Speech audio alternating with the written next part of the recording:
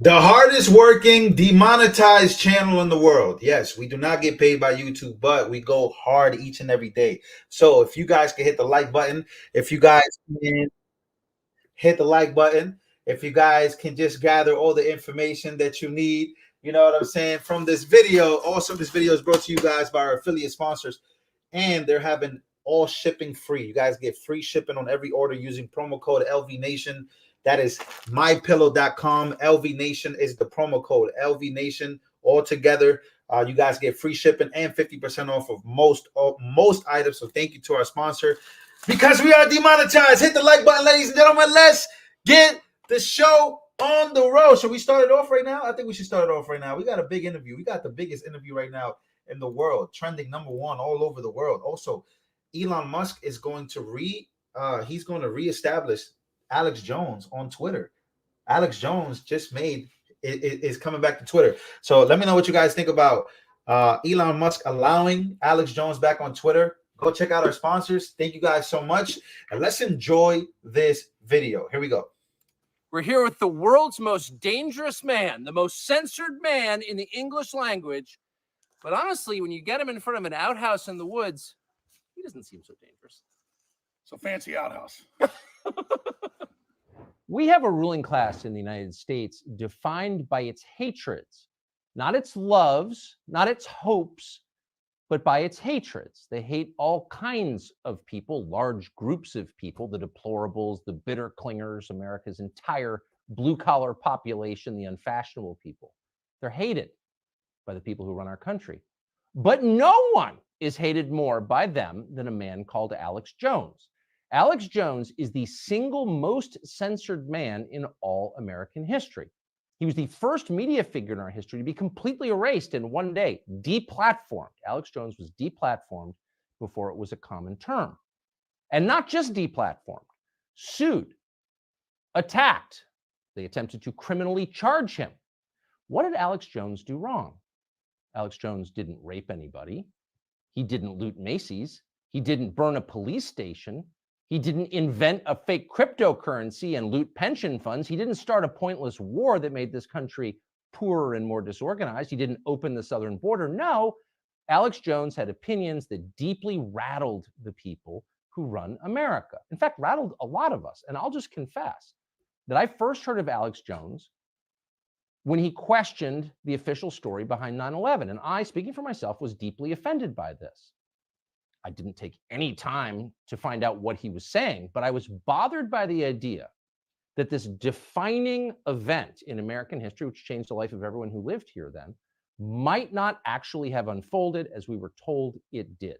And that possibility was too destabilizing. And I remember feeling resentment toward Alex Jones for saying that. But several years later, I wound up in Austin, Texas, and through a chain of circumstances, wound up meeting Alex Jones. And I learned what everyone who has met him now knows, which is Alex Jones is not a crazy person. Alex Jones has said pretty far out things on TV from time to time. Not that far out. He hasn't said men can become women or Ukraine is a democracy, but within the bounds of, say, cable news, pretty far out. But fundamentally, Alex Jones is right about a lot of things. And in fact, that's why they don't like him.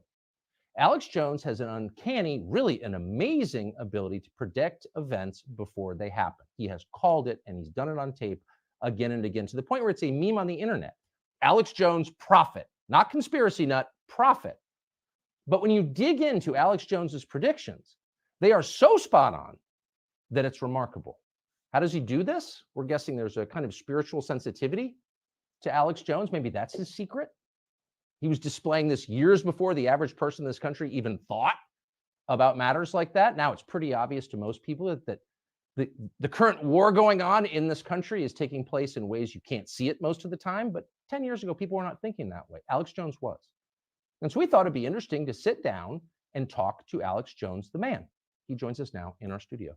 Alex Jones, thank you. Wow, Tucker, it's great to be here. Amazing studios, amazing. I mean it, amazing people. And this is really going to be, I think, a historic interview. So thanks for having me. Well, I'm really grateful to be able to do it. And it's one of the great blessings of my life and of my job is that I've been able to meet people that I've had preconceptions about and sometimes find those preconceptions bolstered and in other cases demolished. And you're definitely in the second category. So I want, for people who've made it this far, the people around the country have really succeeded in making you disreputable. And the whole point, of course, is people won't listen to you. So we thought it'd be interesting to start with a series of on-tape predictions that you made, some of which are so precise and so prescient that it makes the hair on my arms stand up. And I'm being sincere, and our viewers are about to see what I'm talking about. Here is a list of things that you called ahead of time. By the middle of September, that the new policy is being written, you will all have to wear masks again, and so will airport employees. It's happening. Mask mandates are officially back. We know the Joint Chiefs of Staff wanted to blow up airliners, Baltimore Sun, or if you let some terrorist group do it, like the World Trade Center, we know who to blame. And if there was an outside threat like a bin Laden, who was a known CIA asset in the 80s, this group and its leader, a person named Osama bin Laden, he's the boogeyman they need. We're looking at a giant war in February right now. I predict the Russians are going to roll in. They're already there. They're going to roll in. With attacks across Ukraine, which is the size of Texas. It really was the Iraqis. That's just because they're getting ready to invade Iraq. And what a beautiful setup. Those 9/11 clips are crazy. I'm actually bothered by the precision. Wow. That is crazy. That's a lot of predictions. That is wild. Hit the like button, guys, if you can. I know some people are getting in here kind of late because notifications weren't sent out, but this is crazy. What a start. What a start to this, man. I got to go back to see some of his predictions again. And in other cases, demolished. And you're definitely in the second category. So I want, for people who've made it this far, the people around the country have really succeeded in making you disreputable. And the whole point, of course, is people won't listen to you. So we thought it'd be interesting to start with a series of on-tape predictions that you made, some of which are so precise and so prescient that it makes the hair on my arms stand up. And I'm being sincere, and our viewers are about to see what I'm talking about. Here is a list of things that you called ahead of time. By the middle of September, that the new policy is being written, you will all have to wear masks again, and so will airport employees. It's happening. Mask mandates are officially back. We know the Joint Chiefs of Staff wanted to blow up airliners, Baltimore Sun, or if you let some terrorist group do it, like the World Trade Center, we know who to blame. And if there was an outside threat like a bin Laden, who was a known CIA asset in the 80s, this group and its leader, a person named Osama bin Laden, he's the boogeyman they need. We're looking at a giant war in February right now. I predict the Russians are going to roll in. They're already there. They're going to roll in. With attacks across Ukraine, which is the size of Texas. It really was the Iraqis. That's just because they're getting ready to invade Iraq. And what a beautiful setup. Those 9/11 clips are crazy. I'm actually bothered by the precision of them. I'm not accusing you of being behind 9/11. But how could you, in July of 2001, call that? You said they're going to have airliners fly into the World Trade Center and they're going to blame a guy called Osama bin Laden. No, leaving aside what actually happened, how could you have known that? Well, in the longer clips, it's a multi-hour show from July 25th, 2001. I specifically walked through all the reasons, and I knew that they were hyping up that we were about to be hit by Osama bin Laden. I knew that the World Trade Center had been attacked the first time and that the Fed's been involved helping cook the bomb and allowing it to go forward. And I just saw a lot of the pre-programming that was happening in the media, because they were on the news saying, life's about to change in America. And I was reading what the RAND Corporation was saying and what the Pentagon was putting out. I read the PNAC document from a year before, Rebuilding America's Defenses, that Dick Cheney had helped write. And it said we need a Pearl Harbor event on the American homeland to be able to bring in this police state and this control and then expand the American empire worldwide. So hundreds of pieces of data went into that prediction. But terrorists are going to hit the World Trade Center in July of 2001. I lived in the United States then. That was the last thing on my mind. And I lived in Washington. I know the guys who wrote the PNAC document because I shared an office with them. So I was more informed than the average person. And that was the last thing that crossed my mind in the summer of 2001. Like everyone else, I thought it was a Cessna. But how convinced were you that this was going to happen? I was completely convinced. In fact, in the full clip that's online, you can find it on Twitter, other places, it has been removed. I explained to people that they need to call the White House and tell the White House, we know if you allow these attacks that you're basically allowing it to happen. And it was similar to all the data we had when I Well, was you said that on your show? on my show. And I gave the number out so people could actually call the White House. And then going back to October of last year, when the Russians went into Ukraine, I specifically said I think they'll go in by the end of February. And there was a lot of data that went into that. And then they specifically did go in on February 24th. And so I was able to make that prediction as well. But there was a lot of data and information that went into it. Sure. I'm just, for the record, I miscalled that completely. I didn't think they were going to do it. You were right. I was wrong, not for the first time. But the 9/11 thing, I remember that really well. Nobody was thinking like that. So you called it in public on tape. Did the 9/11 Commission? So if I'm the FBI and I'm investigating 9/11, you're like the first guy I would call because you're the only person who said that out loud. Did they call you?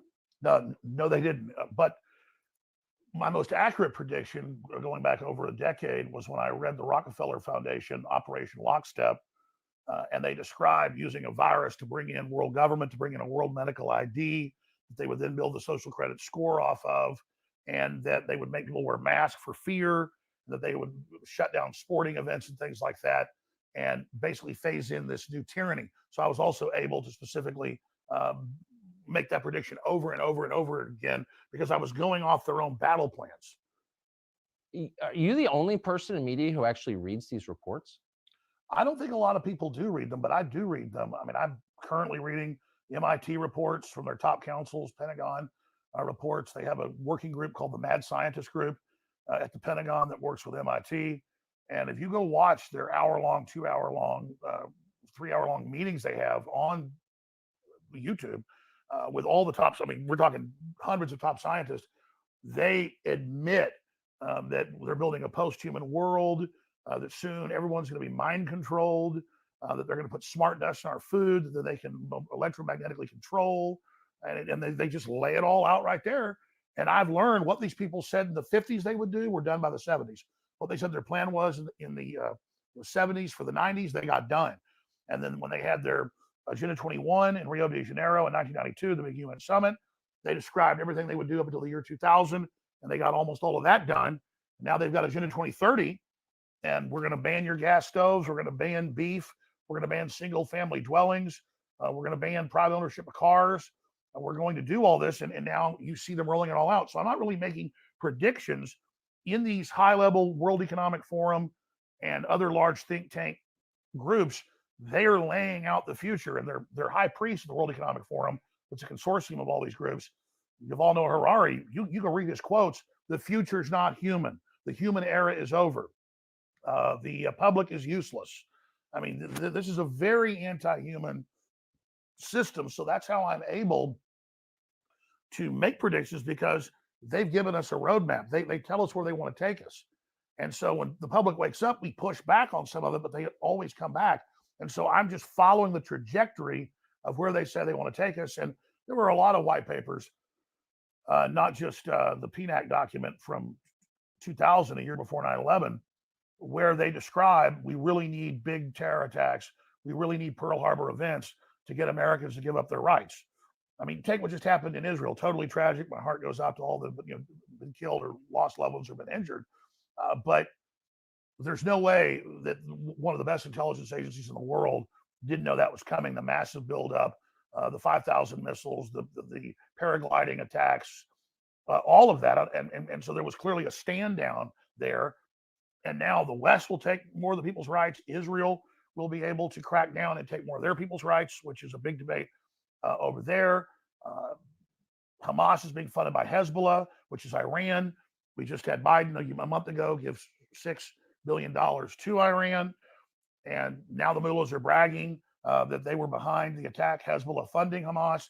So really, those aren't even predictions. It's clear that Hezbollah and Hamas have tens of thousands of men and women as sleeper cells that are, quote, other than Mexican, that the Border Patrol list every month, tens of thousands coming across the Texas and Arizona and California sectors.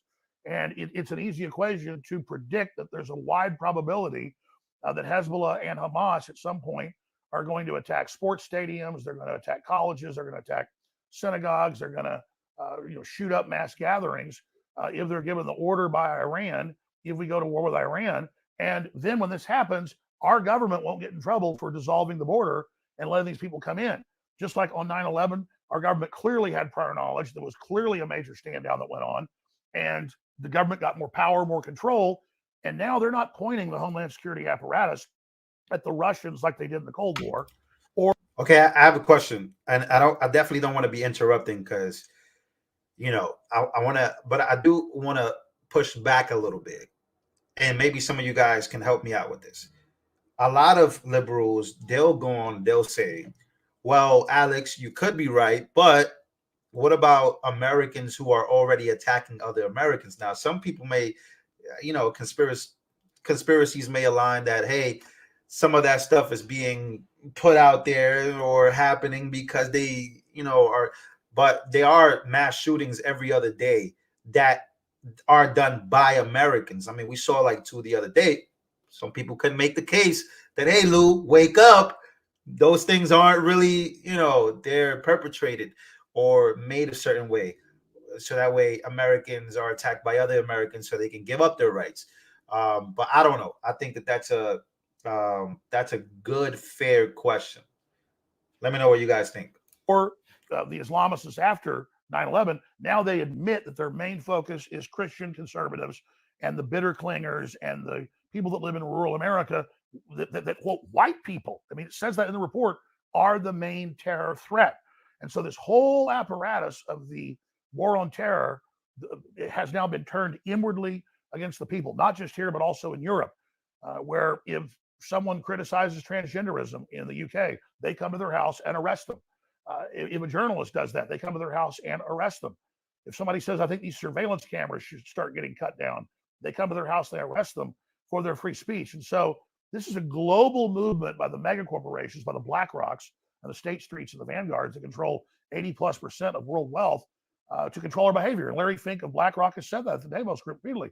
We're going to use our control over all this finance and this global social credit score we're rolling out to control people's behavior. So that's really what this is. And then they use the threat of global warming. They use the threat of a virus. They use the threat of radical Islam to take our rights. But we really are the target. Even if by the way, none of that seems implausible at this point. I mean, just you're a measure of how the world has changed. If you'd said this to me 15 years ago, I'd have been like, someone's a crackpot and it's not me. And now after COVID, nothing you said seems crazy at all. I mean, you may be right, you may be wrong, but it's not out of the realm of possibility, obviously. But even if I disagree with what you just said, I would think that's pretty interesting. It's an interesting perspective. Why do you think you've committed no crime? You'd be in jail if you had. Why do you think they hate you so much?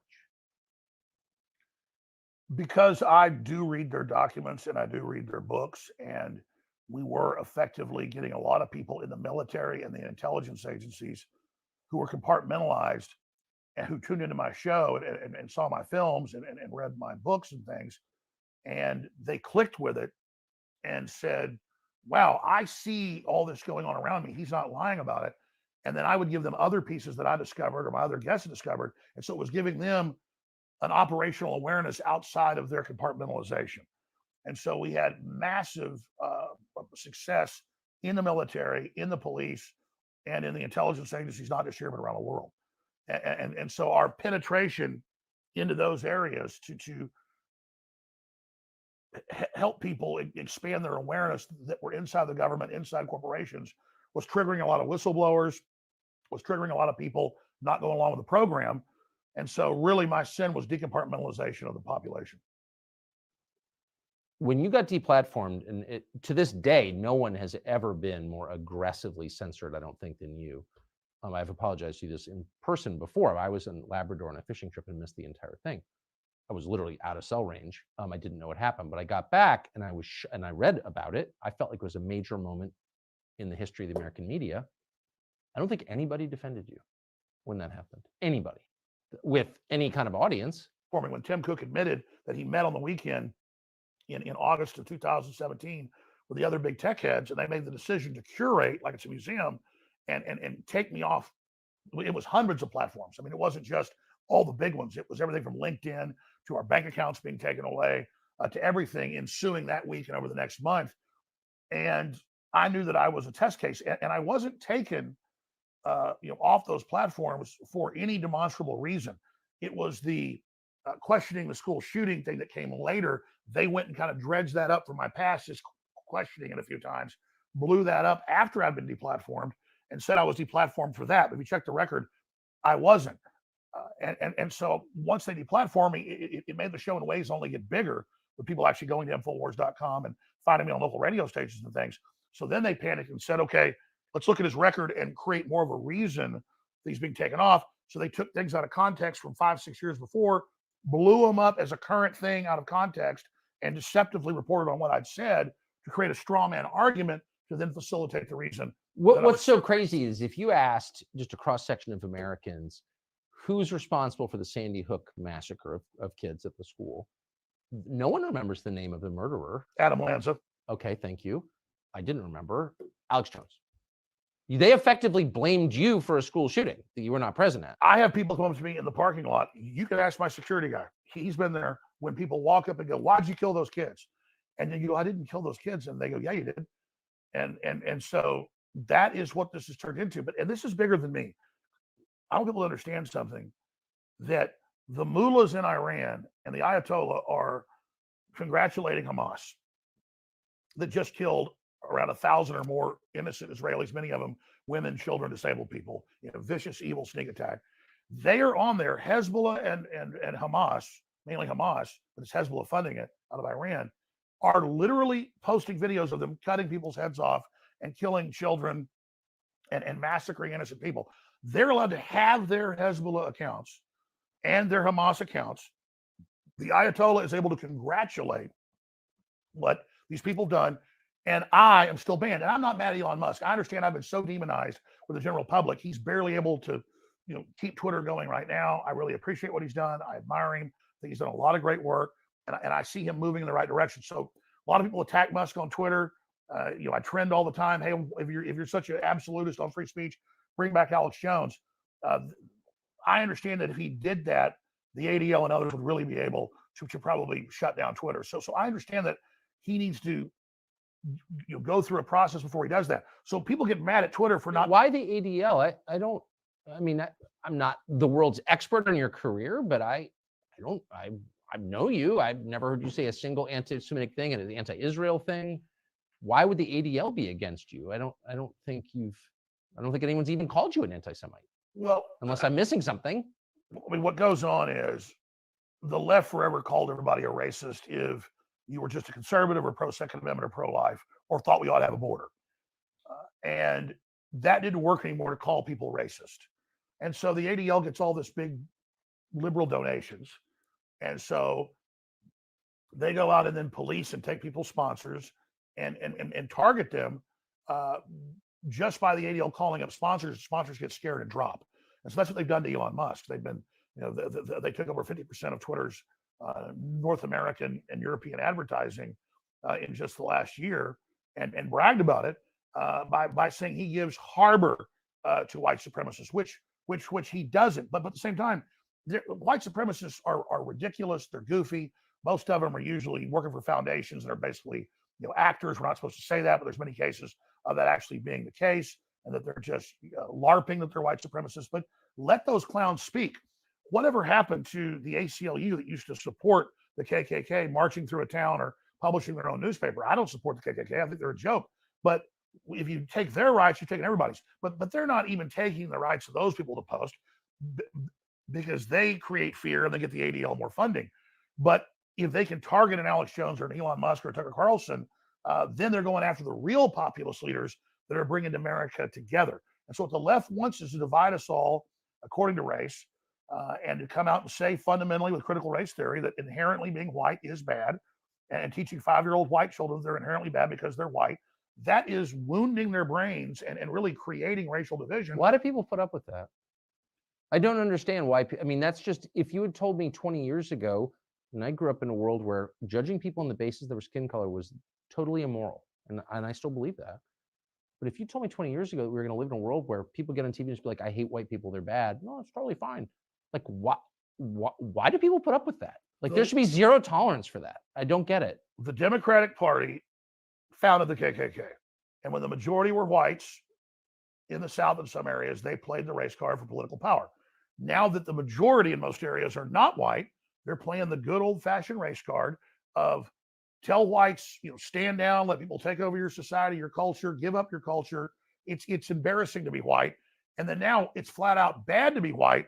And the left's trying to convert all these minority groups that are now the majority in most areas into race-based systems, because that is a very effective But system. why do people put up with that? I mean, like if they were doing that to Malaysians or Filipinos or Hondurans, I would say you can't do that. You're not allowed to attack people on the basis of their race. I'm sorry, not in a country like this, because the country will fall apart and it's immoral. I totally agree. But nobody says anything. Well, I don't get it. The reason they've done it is most of the enforcers of this are white liberal women, 45 or older. Not fair. It's just a fact. And they're cucked husbands. And so to them, can I just say that the phrase cucked husbands is the best? It really is true. So if you get around these white liberals, they live in the whitest areas. They're totally scared of anybody with brown skin, but they virtue signal constantly and then say, yes, the white people are bad. The white people are evil. And, these, I've even seen white people sit there and say, yeah, it's time to deal with these crackers. And they're a white person saying that. So from Jackson Hole or Nantucket or Aspen or Bethesda, the whitest places in America. So shouldn't there be a law? Super simple. If you've got a BLM sign in your yard, you should be required to live in Gary, Indiana or Baltimore. Like you should not be anywhere near Jackson, Wyoming. You should be made to live in East St. Louis. I totally agree. You should be made to live in Detroit. Yes. But of course, they've done the studies, they looked at the statistics. It's not just here, it's in Europe and it's in the UK, like in London. The liberal areas are like 99% white. Oh, I noticed. But they're not even in that area. They are the most insular group. And then they point at white Christian culture and society that actually outlawed slavery in most of the world, was the vanguard of stopping it. And then they don't point at China, which is the most homogeneous racist group in the world. It's an ethno-state. It's Han Chinese, period. Well, they teach, as you know, on their news, that we are going to have Chinese superiority. We are the Chinese supremacist. Xi Jinping admires Hitler. He is literally following a race-based operation that is taking the world over, that owns the majority of Hollywood, that's paid off the Democratic Party. And if you look at all these anti-white shows that you see funded in Hollywood, almost all of it has majority literal communist Chinese government backing that is funding this. So it's real simple. China looks in and sees this diverse culture, and they say, we're going to use that to split the country up and balkanize it. And that's what they've done. And so communist China, along with the Southern Poverty Law Center and the ADL and all these groups, see America's weakness. And they're literally coming in saying white people are inherently bad because of the color of their skin. They inherently have cheated people. They've hurt people. White people invented racism. None of that's true. It's really just tribalism. And then they organize all these other groups into race-based groups to then unify them under the Democratic Party to attack who is left that tends to be more conservative, and that is some white people in this country. Though they're panicking because more and more blacks are voting Republican, more and more Hispanics are voting Republican. They're starting to figure this out. So now they're in panic mode to bring in totally disenfranchised third world populations who are refugees from the multi-year lockdowns in Africa, Latin America, and Asia and the Middle East. They then bring them to UN camps, brainwash them, then bring them to our border, brainwash them more, then send them into the United States, and then literally hold them for years at facilities while they're indoctrinated to be this new political underclass that's then going to be turned loose on America. And that's why you see Democrats giving illegal aliens the right to vote in their cities, giving them driver's license. That's why you see them passing laws. They can be police officers. So they are importing a new enforcement class against the American people. And they're setting it up along racial lines, not us. They're making it racial, just like Hitler made what he did racial. So it's the left and the think tanks and the communist Chinese that look at the U.S. and have seen our weakness as race, and they are exacerbating it. So I don't understand. So you're from Texas. You grew up in Texas. Your family's been there a long time. Texas is changing really fast. It's dirty, for one thing, I noticed, because physically dirty, garbage on the side of the road. I never have seen that in Texas before. So your governor could have stopped that. He commands the Texas National Guard, and he didn't. And I feel like that makes him a traitor to the country, but what am I missing? Well, I mean, Governor Abbott is, on a scale of 1 to 10, the best kind of Republican governor is a 10, and the worst is, say, a 1. And like the Illinois, it's a so-called Republican, that's really a Democrat. I would put Greg Abbott as about a 5. The state is overwhelmed. There isn't really a state mechanism. It's federal to kick people back and deport them. So they have put up barbed wire. They have tried to stop people. They have tried, but then they have to hand them over to the feds who release them. Well, why not just say the feds are committing a crime? They're committing a crime. This is not allowed under laws passed by the Congress. In a democracy, Congress passed laws. And so you've got criminals running the country. The Biden administration is criminal, which is true. And we're not playing along. And like, if you don't like it, come do something about it. Meanwhile, every able-bodied man with a black rifle assemble at the border, and we're just going to stop this and save the country. I don't understand. Like, that's not hard. What am I missing? No, I think you're absolutely right. In fact, what the deep state fears would be a coalition of good governors, good attorney generals, giving them the findings and the rulings that they could indeed do that, and then declaring emergencies in the states and having a coalition of the states come in and do this, and then instruct local police and everybody else to not have sanctuary cities. But the problem is, if you're in Texas, every single city, Houston, San Antonio, Austin, Dallas, Fort Worth, are Democrat Party run. And so Texas is almost purple because the California influx and all the other refugees from New York, many of them bring their leftist ideology with them, even though they're fleeing it. Like locusts, they fly to the next field. And so that's really the issue, is that the legislature is somewhat cucked, to use that word again. And I think the governor has been cucked. He certainly went along with lockdowns and masks more than really any other Republican governor. And so I do think Greg Abbott needs to do a better job. But I also wanted to list some of the things that the state is up against. But I'll say this. Austin fired a bunch of police and another third quit. Crime everywhere, homeless everywhere, trash everywhere, ruin the city like everywhere else they are. You live there. Absolutely. That's where my family's from. I've been there since high school, but I'm gonna have to leave soon because it's gotten more and more like Los Angeles every day. It's very sad to see it. People fleeing LA, like my friend Joe Rogan, it seems great to him because he went from a really, really bad situation into a bad situation. But if you've been there, you can see the decline. You can see how fast it is. And it's really, really, really, really sad. And there are just illegal aliens everywhere and refugees from the rest of the country all over the place. And you see really the economic decline of most of the mom and pop businesses and things. So the same rot we've seen all over the country. Austin was supposedly this big mecca and it was going to be so great. And now sadly it's falling apart. I mean, Tucker, you know the answer to all this. You do the best job of anybody with a true Americana populist breakdown. The ruling elites of the world, the Black Rocks, the State Streets, they're on record saying they don't want our consumer society. They don't want our capitalist society. It's bad, it's ugly, it's gross, but they're the biggest consumers compared to anybody else in the world. Their quote carbon footprints are thousands of times bigger than the average person. Leonardo DiCaprio or Klaus Schwab literally have carbon footprints thousands of times bigger than the average poor working American, that they're telling you can't have a car or air conditioning. Remember, before Obama left office, he traveled to Latin America, to Africa, and the Middle East. And what did he tell them in speeches? The clips are famous. You can't have a car or air conditioning. The earth will overheat and burn up.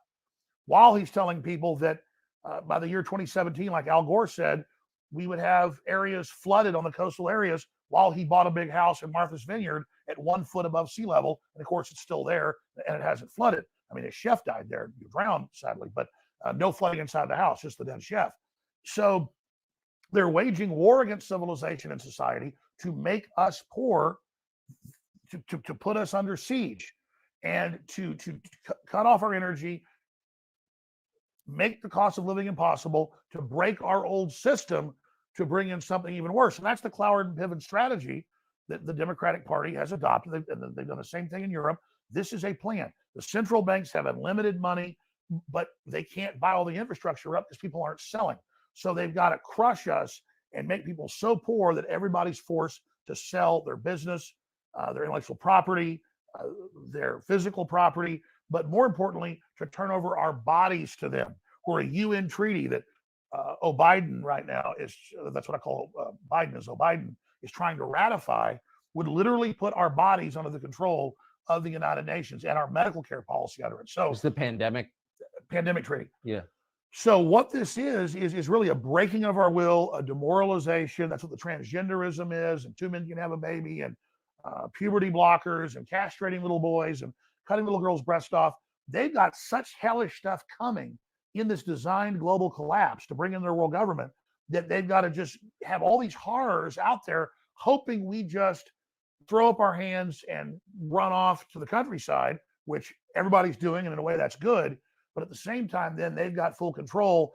Totally right. And they're going to march out to the countryside next and dig us out. So that's, I mean, you look at the White House press secretary, who can barely speak English, who's one of the stupidest people I've ever seen, and a transparent liar. You wouldn't hire her to run your copy machine. She's the White House press secretary.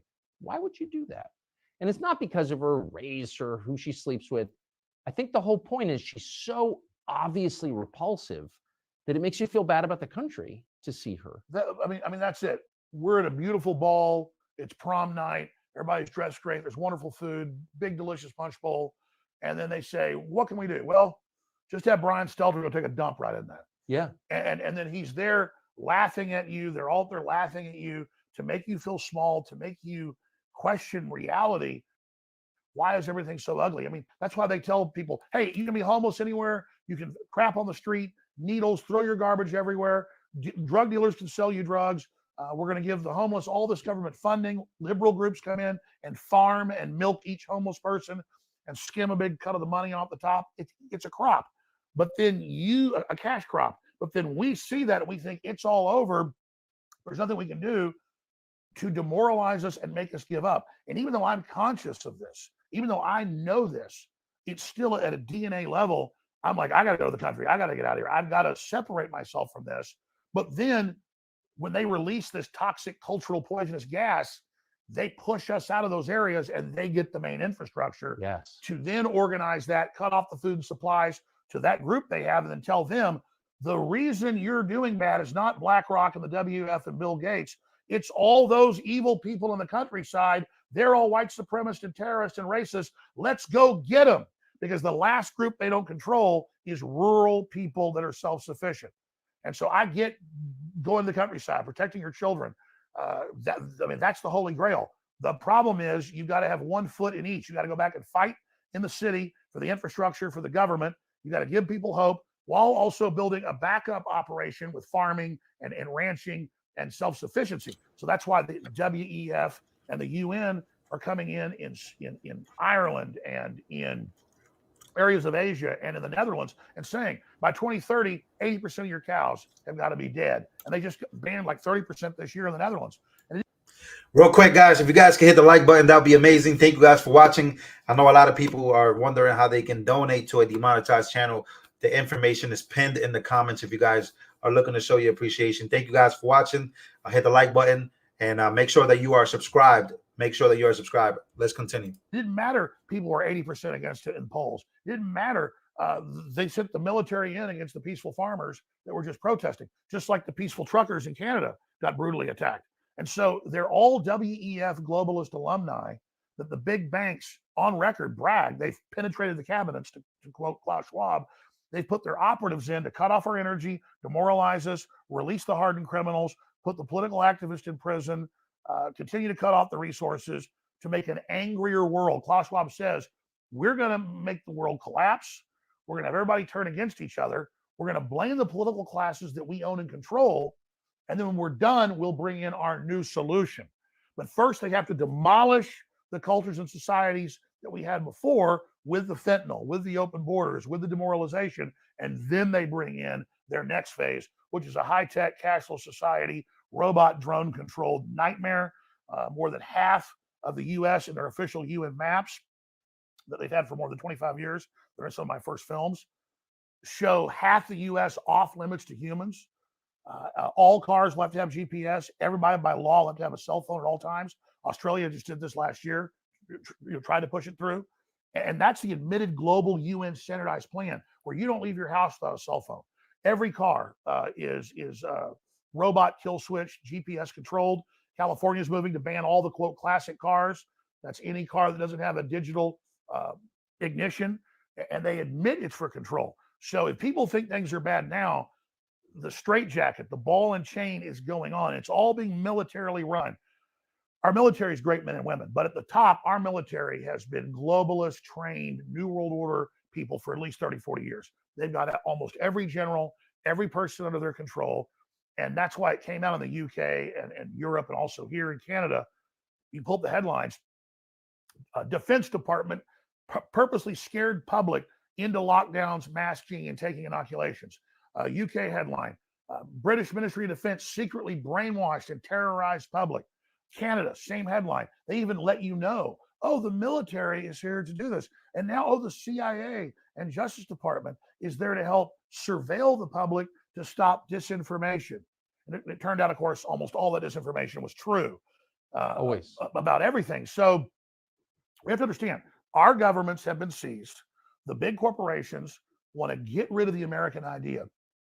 You got 50 acres and your house and a business and a farm, and you can take care of your family and you're independent. They have to destroy all that because the rest of the world aspires to that. Instead, they want 15-minute cities, central bank digital currencies. They want all of these systems that track and trace everything you do in the social credit scores. And the plan for the rest of the public, we're talking 99%, is 250 square foot coffin apartments, 5G bathing you in them, literally eating bug protein.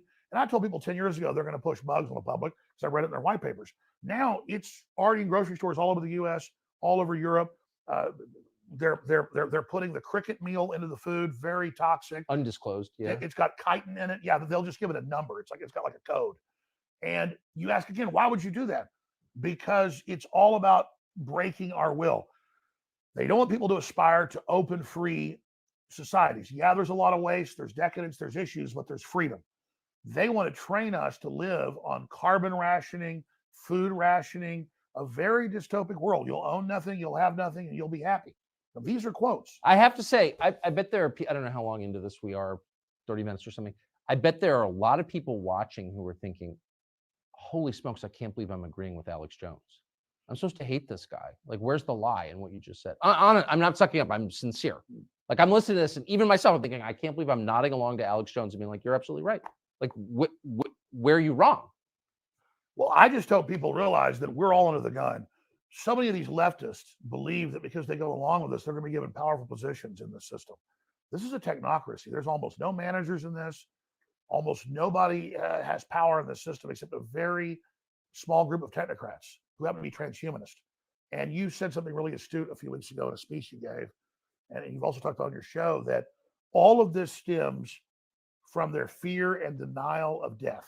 So one of the things I find so striking about you, having watched you on and off over the years, and this must be a burden for you personally, but your ability to see people at a deeper level or to see things in them that are not obvious to the rest of us. And I want to give a specific example. So there's a guy called Brian Stelter who had the media show on CNN.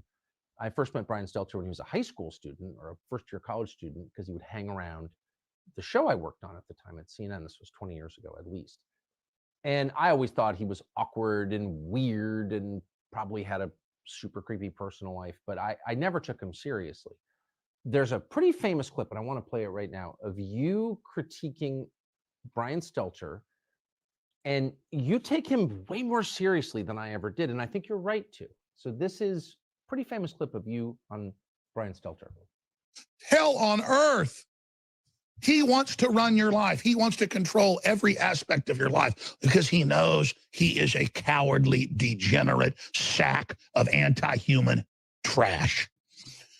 I pledge before my heavenly Father that I will resist them every way I can. These people are the literal demon spawn of the pit of hell. Look at him. And you know what? He is better than you if you keep letting him run your life.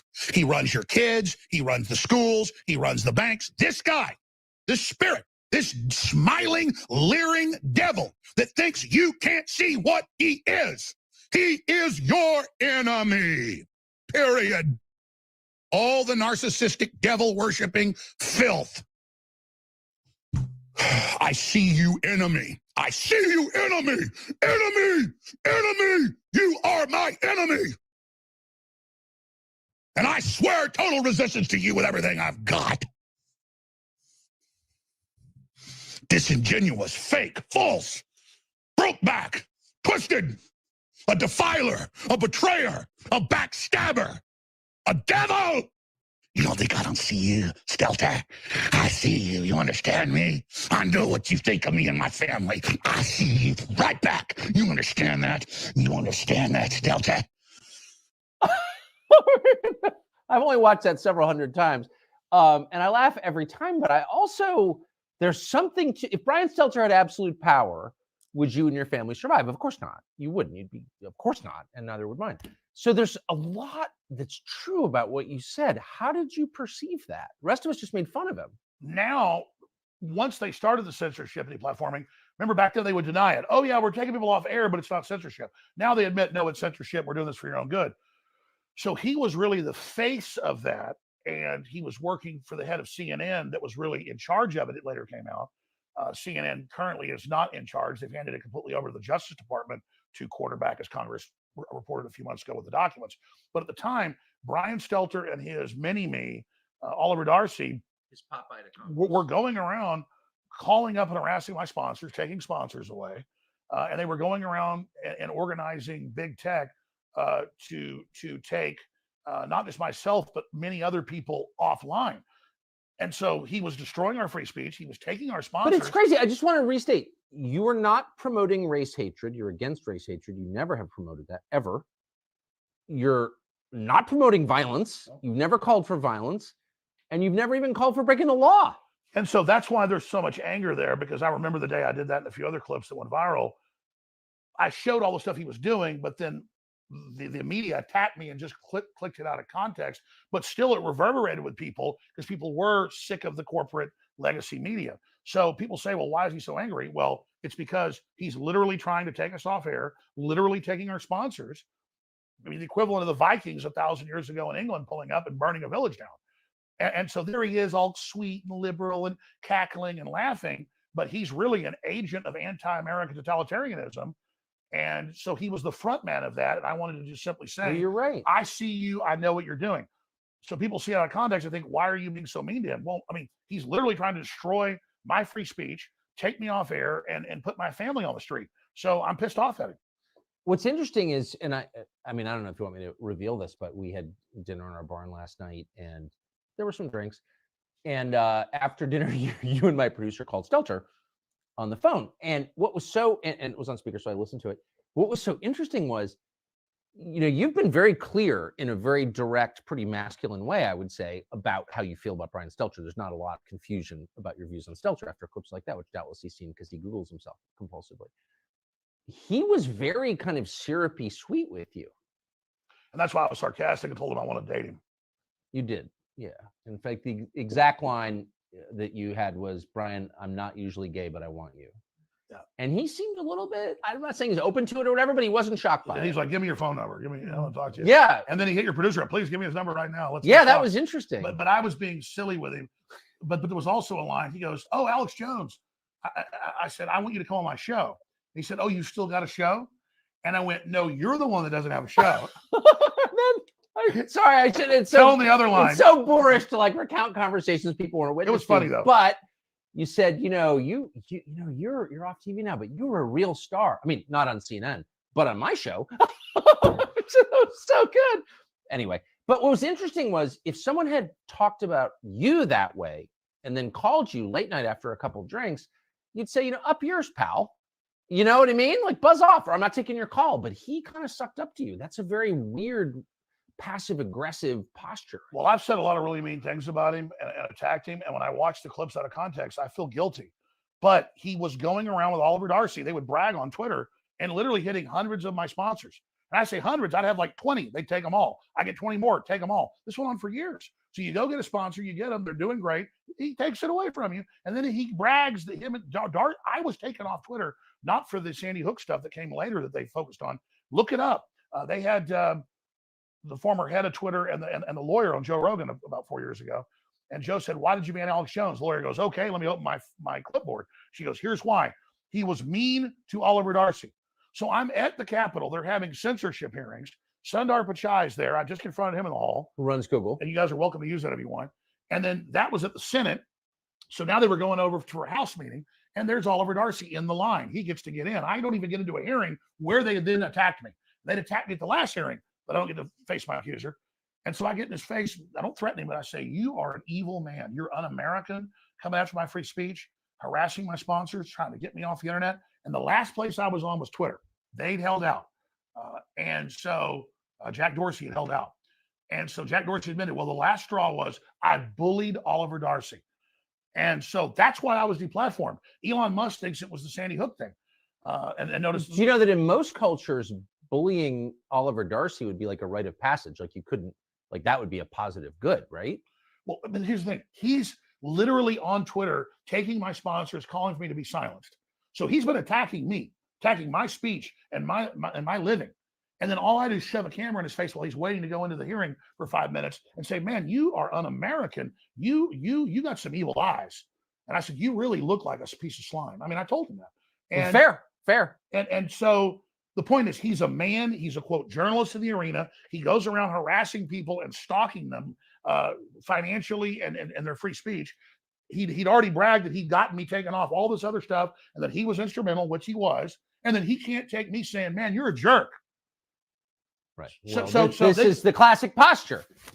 Stop hitting me, he says, as he, fires a gun through your windshield. I mean, exactly. They can dish it out, but they can't take it. So what's the effect on you? And I don't mean even the lawsuits against you. And there was an effort to criminally indict you, I guess, just for having bad opinions or whatever. A bunch of them, actually. A bunch of them. Yeah. They've had 4 grand juries I've had to respond to, subpoenas.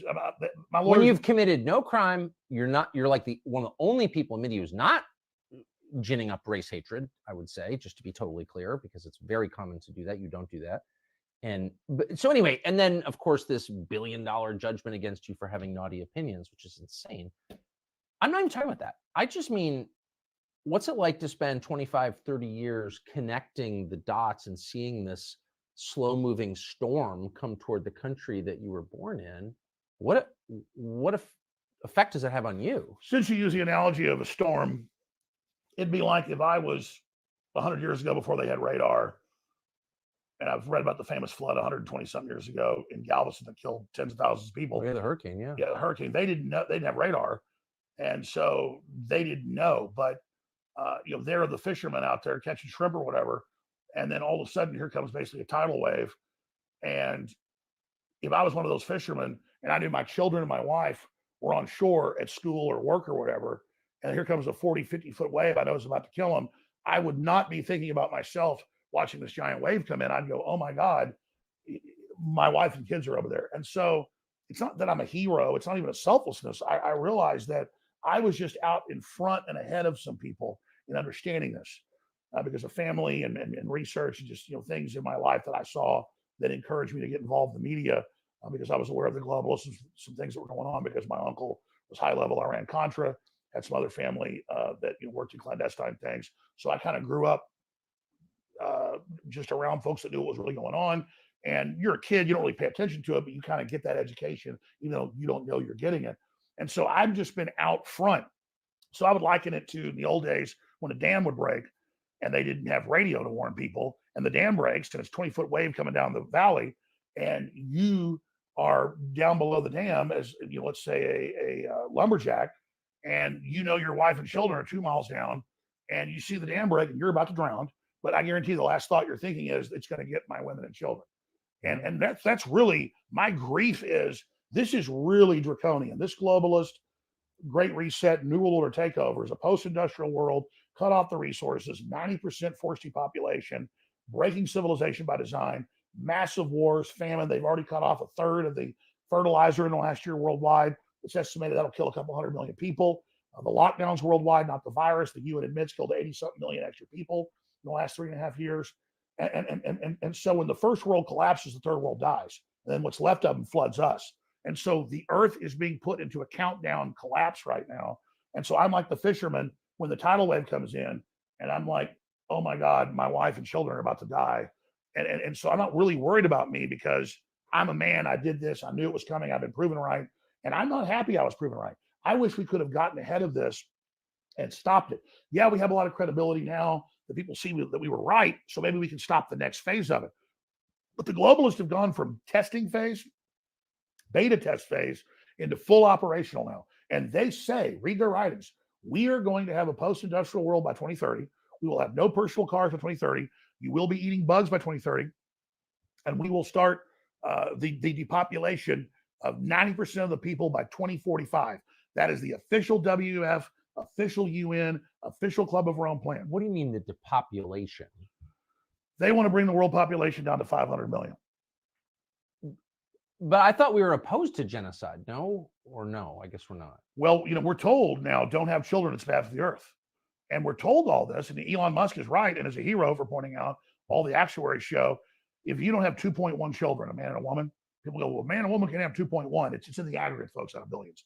If a country doesn't have 2.1, 2.2 replacement rate, then you don't have people to take care of the old folks, society collapses. And so Japan's 1.3, Italy's 1.3, they're done as cultures. America, without immigrant influx, is about 1.6. That's not viable. And I'm not just talking about white people only here, but white people are 7% of the world population, maybe 8.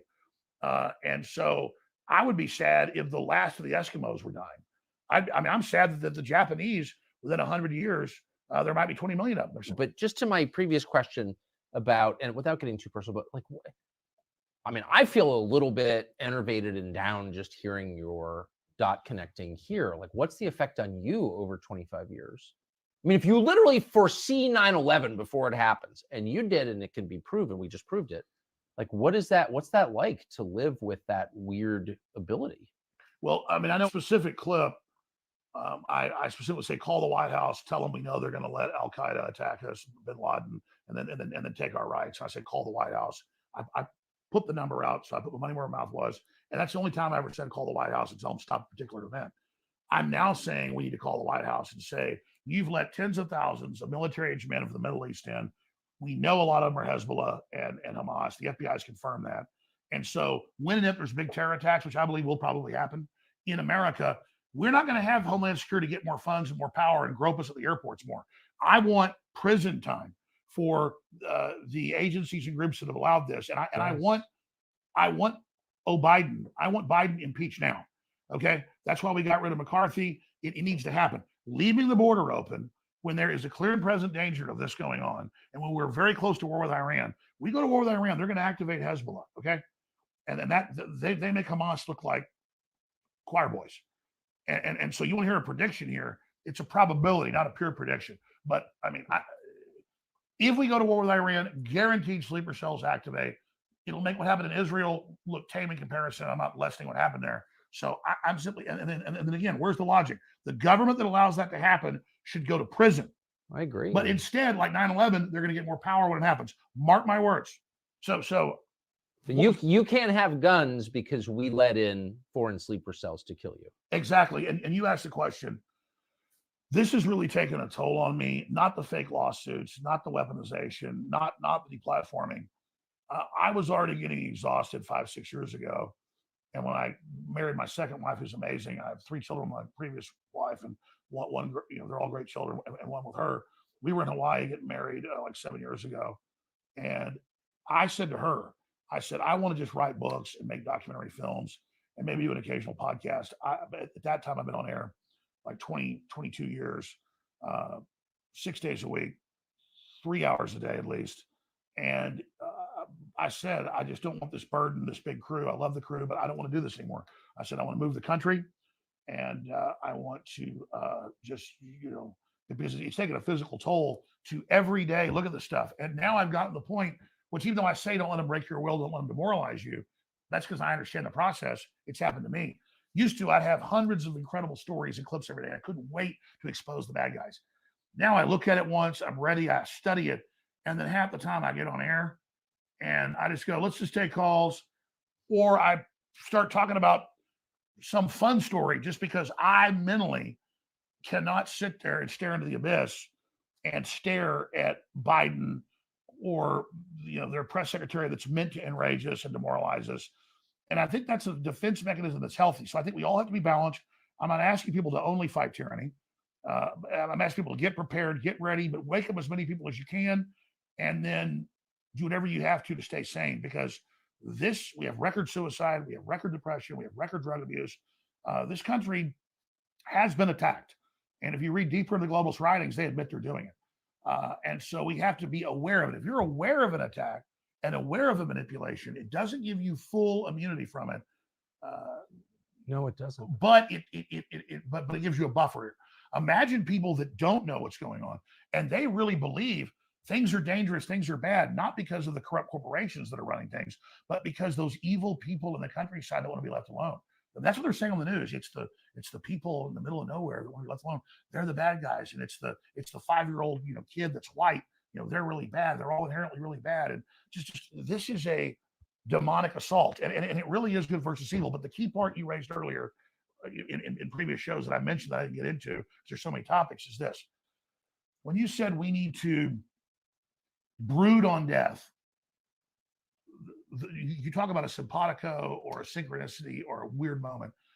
I don't usually watch your show when it first releases one day because I'm usually at work or doing stuff till night. But I'll get up at like 4 or 5 in the morning, hours before my wife and daughter get up, and I will start, get on the desktop, start doing research. And when I'm reading news and sending stuff to the crew for the show, I'll almost always go click on your show to watch it.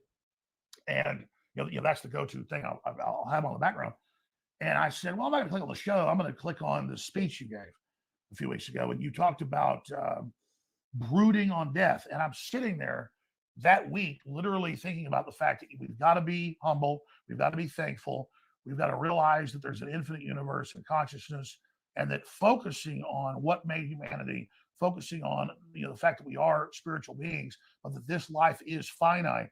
And these incredible experiences, all the people we've met and known, and all the ancestors before us that did incredible things and went through hell and were tough as nails to get us here, really ties us into our ancestors and the epigenetic instinctive knowledge that really makes us a colony or hybrid creature of all of our ancestors. We have a soul, we have a spirit, we have our genetic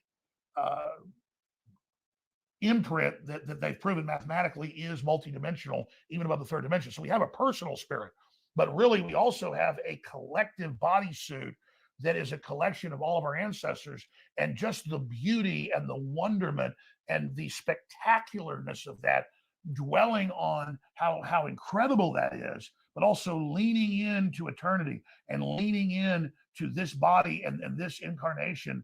And I'm not saying reincarnation, incarnation, but being so magical, and that also that death is the great equalizer, and that you will be humbled and you will get old and your teeth will fall out and your hair will fall out and you will get cancer or you will have a heart attack. And no matter how powerful you are, you're not in control.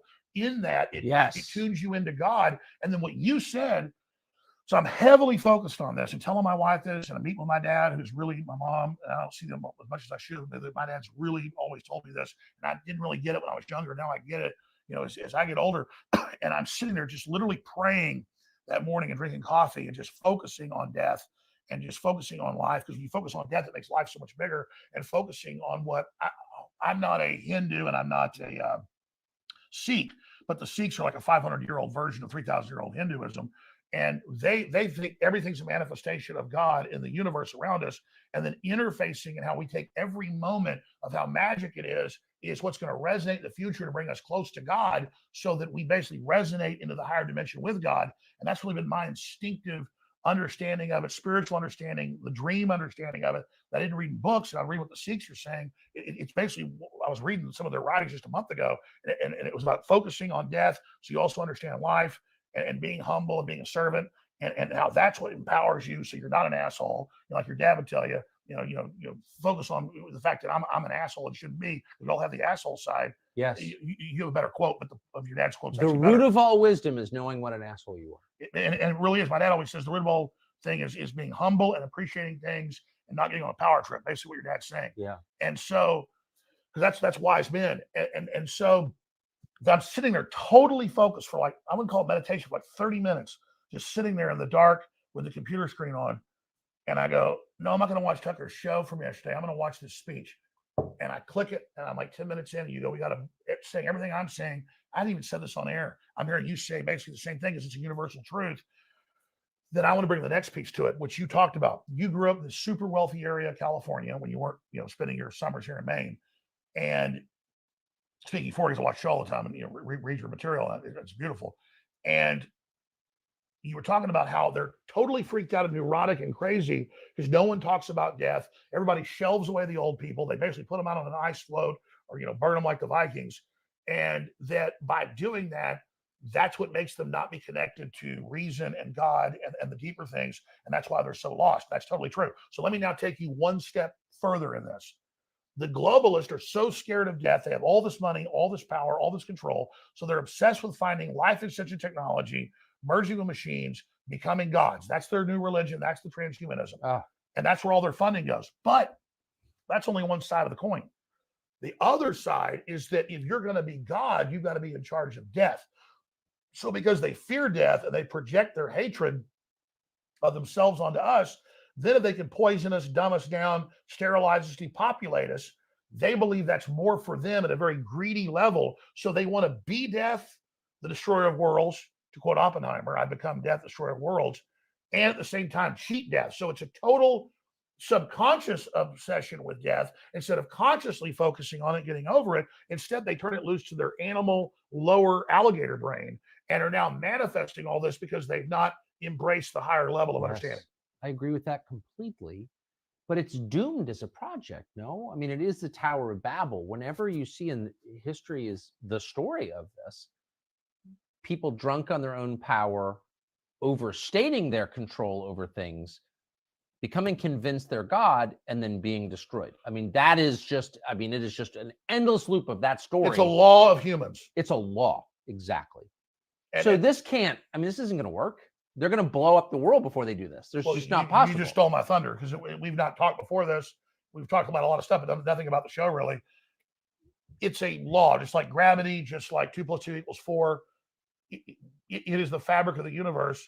And I was about to say, in the past, megalomaniacs try to control everything, order the firstborn, killed. Almost every kingdom would do that, whether it was Egypt or the Druids. Oh, there's too many young men being born, kill them. Yeah. I mean, depopulation has always been there. In the time of Plato, 2,500 years ago, he thought the world was overpopulated. So that's kind of where the eugenics comes from and where they get these ideas. The greatest philosopher ever, who said a lot of great things, but also said there's too many Greeks. We need to kill most of them. They're animals. They're dumb. We need to control breeding. It only makes supermen. That's where Hitler got all that. That's where all this comes from. But the central issue here is, in the past, civilizations would just fall apart when they got into a decadent phase. Hard men make good times. Hard men make good times. Good times make soft men. Soft men make bad times. Exactly. And so instead of going through that cycle and the collapse of that corrupt system, now there's biological weapons, chemical weapons, nuclear weapons, all this other advanced stuff. Instead, they're going to try to use the robots and all the control and the nuclear weapons to make us finally get under their mark of the beast, finally get under their unified system of control, finally get under their social credit score, which was predicted by these incredibly connected people 2,000 years ago, that this would be the ultimate tyranny that was coming, almost psychically seeing it into the future because of the great evil potential. Time's really a loop. It was looping back or bouncing back. Real psychics seeing into the future what was going to happen in Revelation as a potential, I believe, and it's actually a warning that we don't have to follow that course. And that's my own personal belief. So instead, whether you believe Revelation or not, the evil globalists, the selfish globalists, are using it as a blueprint and literally building the mark of the beast cashless society, where you don't just, I agree to take this mark, I can buy and sell now. You have to worship the beast that can be seen by all on earth at the same time. It describes these big holograms you got to watch and worship. And it tells you what to do. And it tells you how to live. And it says men become women and women become men and children are set upon their parents. And there's nothing but wickedness being invented. And it describes everything that's now happening and says when they roll this out, you've got to worship this world government. You've got to worship this system and do exactly what it says, or it doesn't let you buy and sell. And so whether people believe in the Bible or not, believe in Revelation or not, it is now manifesting. I don't see a lie in that. I don't think I am a Christian, but I don't think you need to be one to arrive at exactly the same conclusion. So you live in Austin, Texas. You've been there since high school. Austin's changed a lot. And as you noted, it's been really overwhelmed by people from the West Coast fleeing. That was that was crazy. How can any Christian watch this and just call Alex Jones a nut for articulating exactly what Book of Revelation says? A lot of people want to be Christian until it's time to talk about the Book of Revelations and its relation to today's time. That is crazy. All right, let's keep going. The decayed societies that they built. You live among liberals now. What do you make of them? What are they like? I really feel sorry for them because compared to, say, my dad's dad, Yeah. like you were telling me about your foreman or your manager knows how to do electricity, knows how to build houses, knows how to fish, hunt. We just saw that big moose he got today. Yeah. These guys are impressive, and they can do everything. My grandfather could do everything. He could fix a combine with literally rubber bands and tin cans. He cut up into pieces. And my dad's the same way. I'm a shadow of them and their can do. And compared to liberals, I'm like light years ahead of them. They live in high rises. They get food delivered to them. They're not in reality. They don't have common sense. They go out the most dangerous areas that I wouldn't go into armed in places like New York, dangerous areas of Austin, and get stabbed, raped, murdered, killed. Then they defend the people, their families do, that killed them. They just are like pod people. They are just these obsolete creatures that most of them have, I guess, jobs because they work for big tech or the system. But they are just completely disconnected, domesticated, very, very politically ignorant, culturally ignorant, historically ignorant people. And they think they're elitist. They think they know a lot. They think they understand a lot. They're totally useless. What do they do for fun? Well, I was about to say, and they're the ones that want to depopulate. They're the ones that think that, like Bloomberg said, oh, what's a farmer do? It's easy to stick a seed in the ground, it grows. Farming's incredibly hard. You better know what you're doing, and you got to have the weather on your side. And it's a all around the clock job. I've had family that are farmers.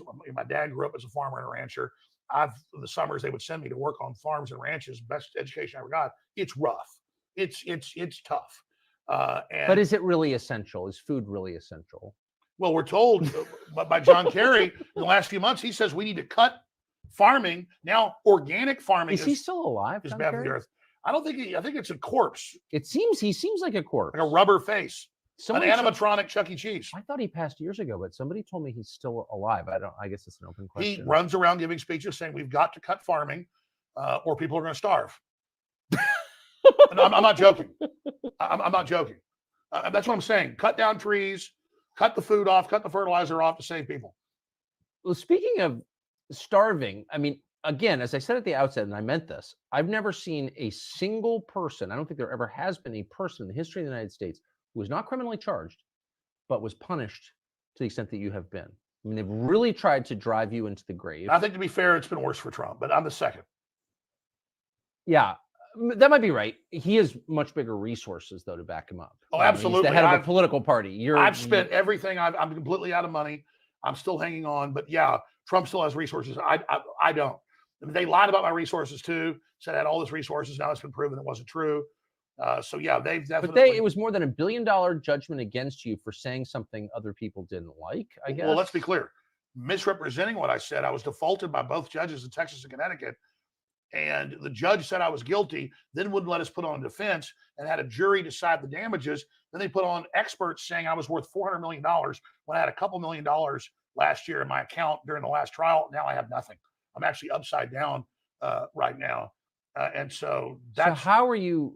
I mean, they've decided like you're not allowed to make a living in this country. You've been not just deplatformed, but depersoned, debanked. How do you make a living? Well, I have been maxed out personally. I'm in bankruptcy, but I've done a Chapter 11, some Chapter 5 reorganization for Free Speech Systems. That is the company that owns InfoWars, and so that company's barely paying its bills and is operating, but we're barely hanging on. I personally never had that much stuff, kind of what they said, so it really hasn't hurt me that much. I'm not you're really into fancy things or a bunch of ostentatious lifestyle, contrary to what they've said. And so we're funding the operation. We're selling products. What are you selling?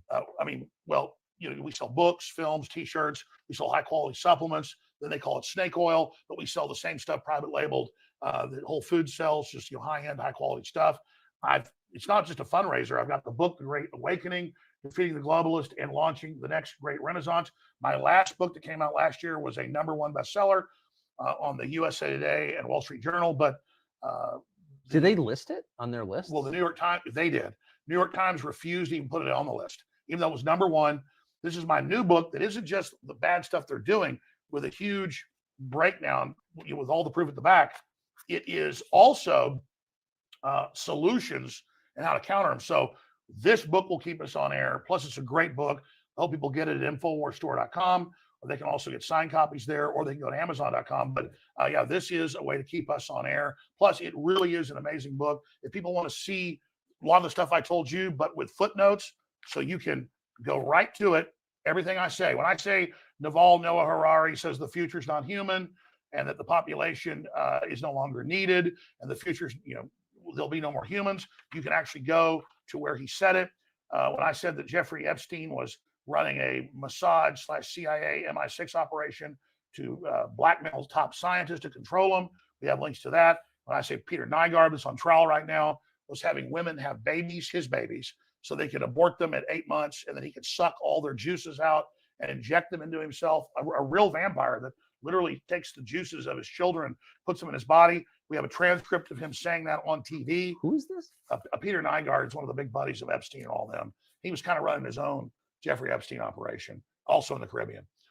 So this book is super, super hardcore. It's got an amazing foreword by Steve Bannon, and they had a great researcher. He's also a lawyer, Kent Heckenlively, went through and double checked everything I said for the book, obviously, so they wouldn't get sued. So this thing is well researched, well documented. It is the Great Awakening, because the Great Awakening is the counter to the globalist Great Reset, to destroy society and then build back better. But it seems asymmetrical at best. I mean, you have all the power on the global rate on one side, and then the majority that doesn't like it. So, how do decent people prevail? They believe they can push it by deception. That's why people are aware of why they're cutting off the fertilizer to collapse the third world, to then flood us with those giant populations they will then control and give voting rights to. And if you don't want to give them voting rights, then you're a racist. See, that's why the lockdown's biggest crime wasn't just the 80+ million the UN estimates starved to death the last 3.5 years, on top of the normal 15 million that starve to death each year. You look this up.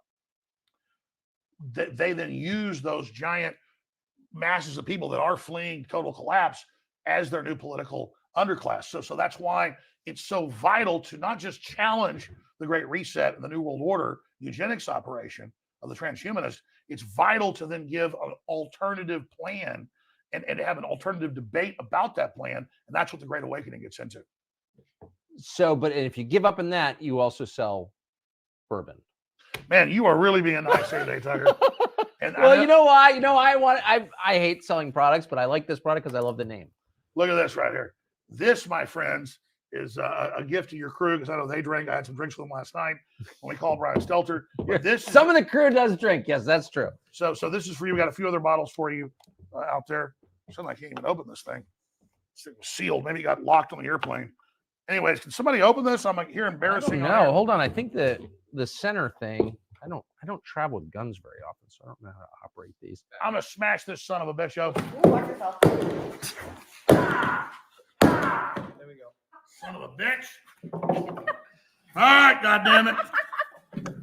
Look at that. It doesn't come like this in stores. I'm gonna kill the people that came up with this. Swap that into the studio. We're rolling. Tucker, don't kill me. All right, we're rolling. I don't think that plug should be that. Oh my God. I got a lot of points when you get to here. Okay, that was amazing. This whiskey does not come with a hatchet to open it, or a black light. But does it come with a black light? No, but if you have one. But if you have a black light, by the way, I don't think I've ever sold a product on the air, but I'm proud to say we appreciate you supporting. supporting Oh, dude, come on, I'm totally all about it. What does that say? I'm going to let you read that. It says, thus to tyrants, meaning death to tyrants. Yeah. I recognize that phrase. I think it was uttered in Ford's Theater. Thank you, Man, brother. Well, enough of that. I didn't mean to turn it to who's So extravaganza. I want to. The book is more important. But anyways, so the last topic I want to hit with you, I could go on for hours. We're trying to get the audience of this social media app to believe that you can have longer content because it was, originally designed for very short, brain droppings. But well, I think you've succeeded. The biggest English-speaking show ever. I mean, it's bigger than Jimmy Carson, bigger than Joe Rogan. Congratulations, showing that freedom is successful. Well, thank you. Well, we're grateful that it's a. No, I'm grateful to you. You keep that saying we have free speech, but anyway. But here's my question. So, all of the trends that you describe, I think very credibly, and I'm a little bit surprised, but not at all ashamed to say I agree with pretty much everything that you've said.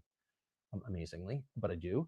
And I think most reasonable people, if they just drop the kind of filter and stop lying to themselves and ask, like, where's the lie and what he's saying, I think we'll come to the same conclusion. But all of those trends are being forced to kind of ahead or they're going to come to fruition or something's going to happen in the next 13 months because we have a presidential election on the books and you have this car crash. And I just do not see how it's resolved.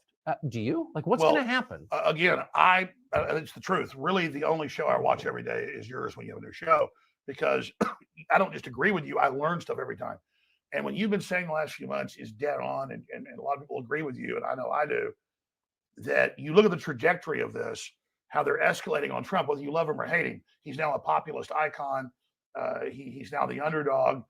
The globalists are coming after him. They're coming after our right to vote for who we want. He gets 60%, which is the fundamental right in a democracy.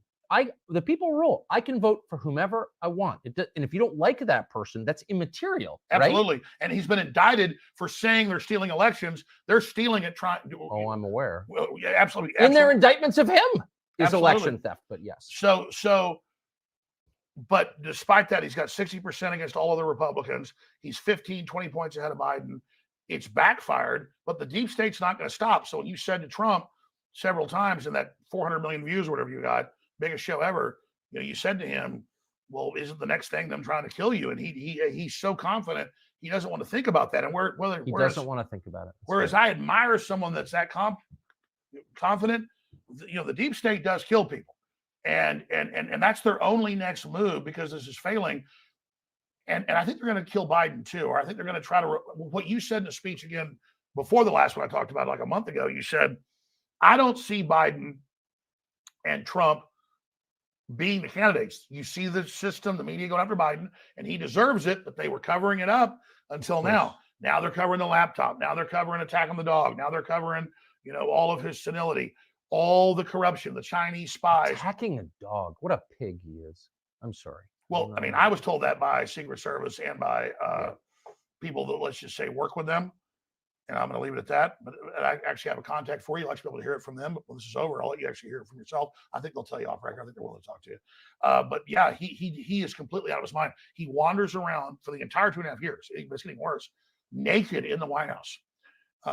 In the middle of the night, doesn't know who he is. They have to give him a bunch of drugs, a bunch of amphetamines in the morning. Then they've got to drug him at night. Sometimes he'll like be out for the morning for a while, and then comes back out at night for a ball. That's when there's a real problem. He is on drugs. I have established that. I know someone who witnessed it. I'm not guessing at this. I know someone personally who witnessed him taking amphetamines.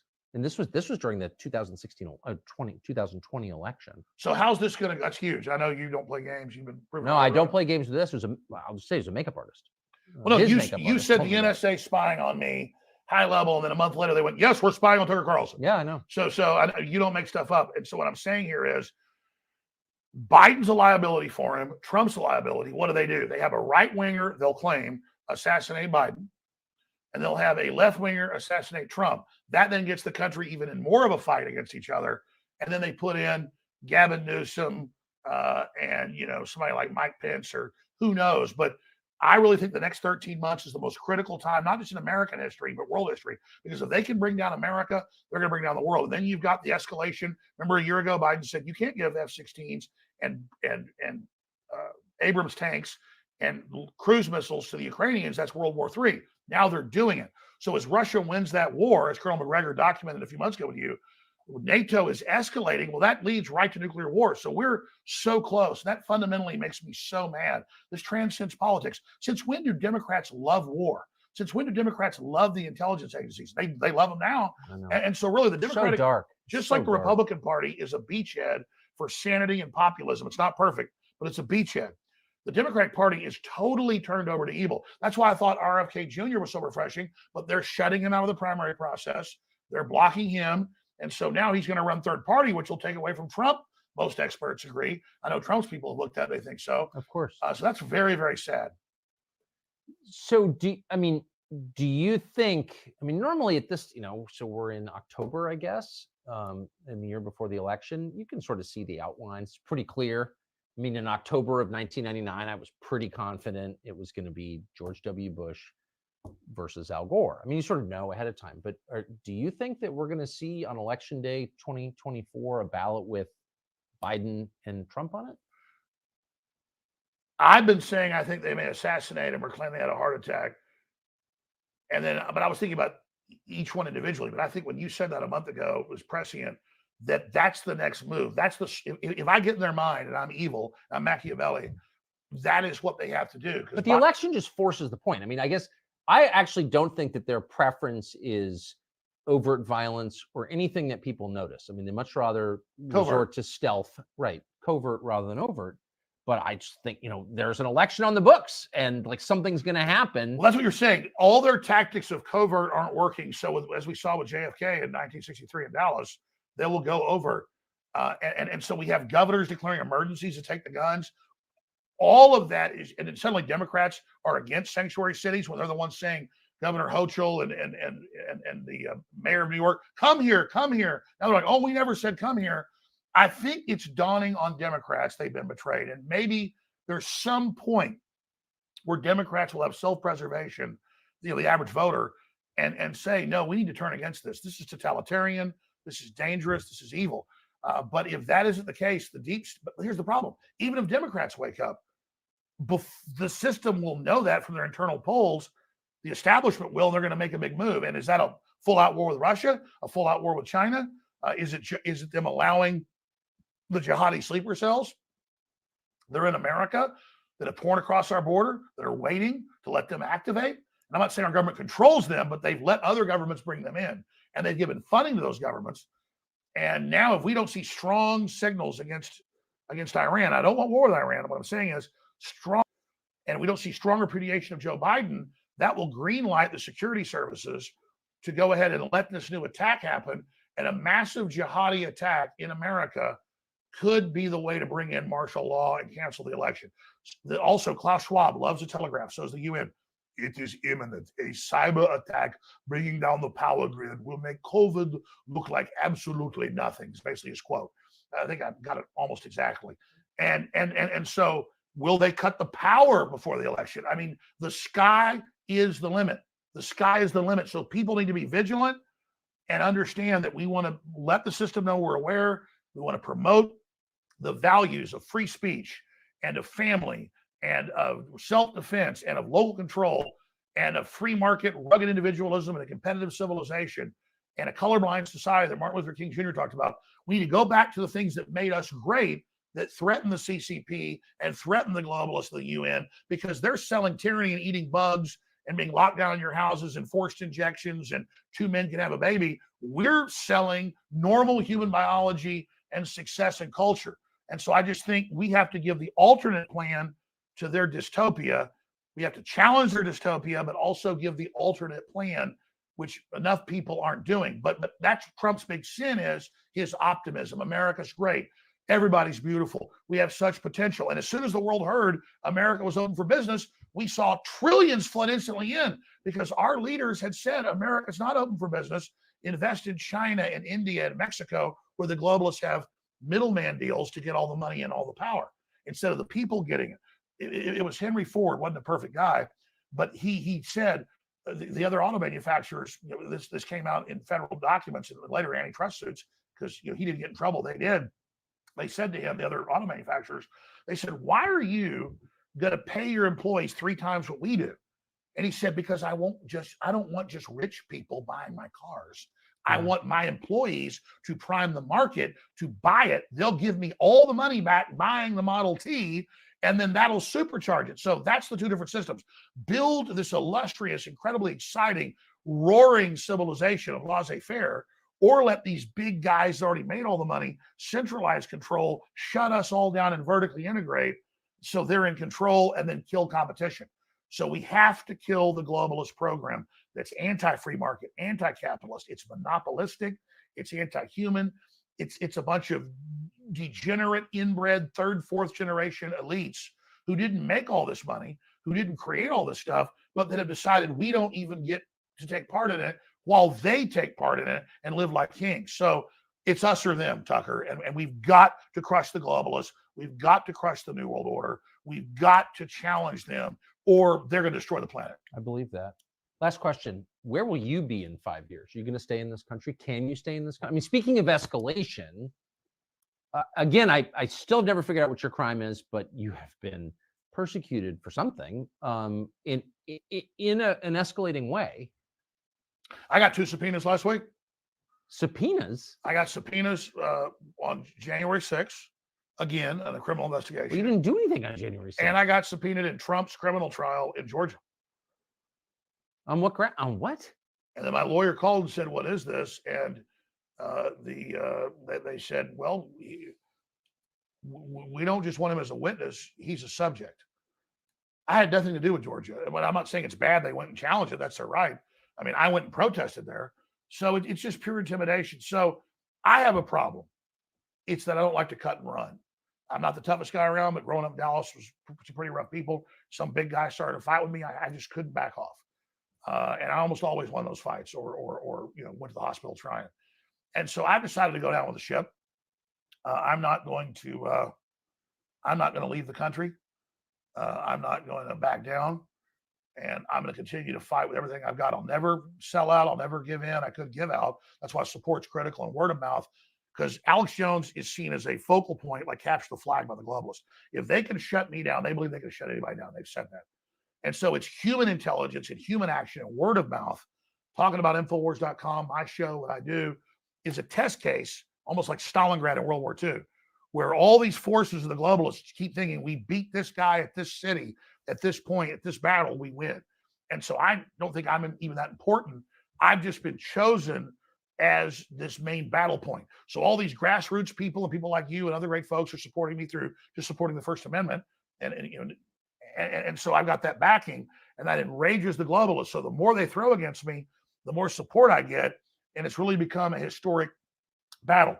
If I'm completely banned and debanked and shut down and can't operate, only then would I try to evacuate somewhere to try to keep my show on the air. But I've looked at it, and I don't even think that that's the case. Once they disrupt and shut down something, it's very hard to restart it. The good news is there are so many other great talk show hosts, so many other great people that now understand this and even have perspectives better than mine, that I'm not obsolete yet. But thanks to you and thanks to Russell Brand, they're trying to now set up, and Joe Rogan's come a long way, and Steve Bannon and countless other shows that I tune into that have high level understanding and teach me a lot. And my head's in the game.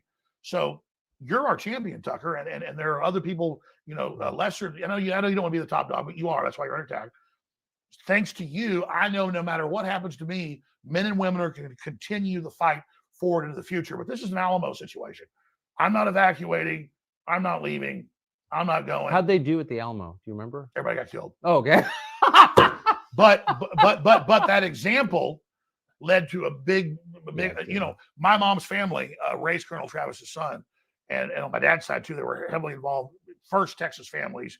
We have like Mexican land grants for our property. We still have Mexican land. We paid for 12 cents an acre, like 1825 in East Texas. You come visit. So it's not as cool as your place, but it's pretty cool. And the last letter he wrote on that piece of wallpaper was to one of my great grandfathers in Gonzales, Texas, saying, "Please take care of my little boy." But Travis knew he was going to die. But he was like, I got 10,000 troops coming in on our 200 and something. We're going to give them one hell of a fight and kill a bunch of them before they can get up north for the main battle. And they killed thousands, 3,000, it's estimated, go from memory, Mexican troops. And so that'd be an honor to have like 10,000 troops coming at me and I'm in the Alamo. I don't have a death wish, but man, it gets me high as a kite. And so I'm not doing what Colonel Travis did. The only reason they got beat is they ran out of ammo, basically. They had powder, but no more ball.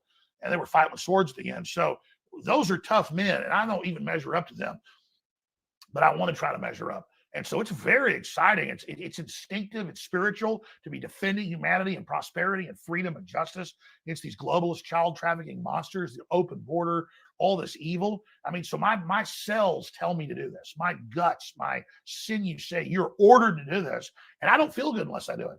And so the bigger the attacks get, it's the old World War II saying, when the planes were over the target, they didn't really have radar, but they knew the bases and the factories had flak. So they're shooting at them with artillery, anti-aircraft artillery. So you flew into that. And so the best place I want to be is in the flak.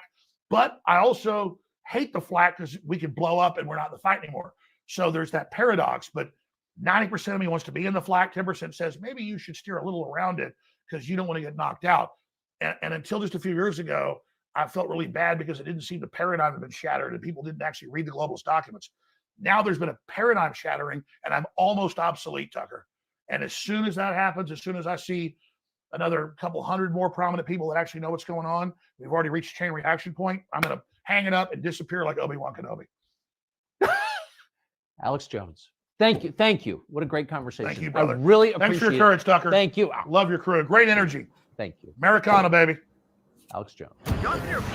That was insane. Shout out to X. Make sure to go follow me on X over there. I know we got 2,000 people. Please make sure that you are subscribed. If you are not subscribed, if you have been unsubscribed, YouTube has been unsubscribing people automatically from this channel. So please resubscribe, or if you're new here, subscribe to this channel. I went live 3 times. My channel is demonetized. So any donations, I want to say thank you to those who are donating our hard work and dedication. I got a $5 donation from Judith, and I know I got a $2 donation from Douglas on Cash App. So anybody donating, thank you so much. I appreciate you guys.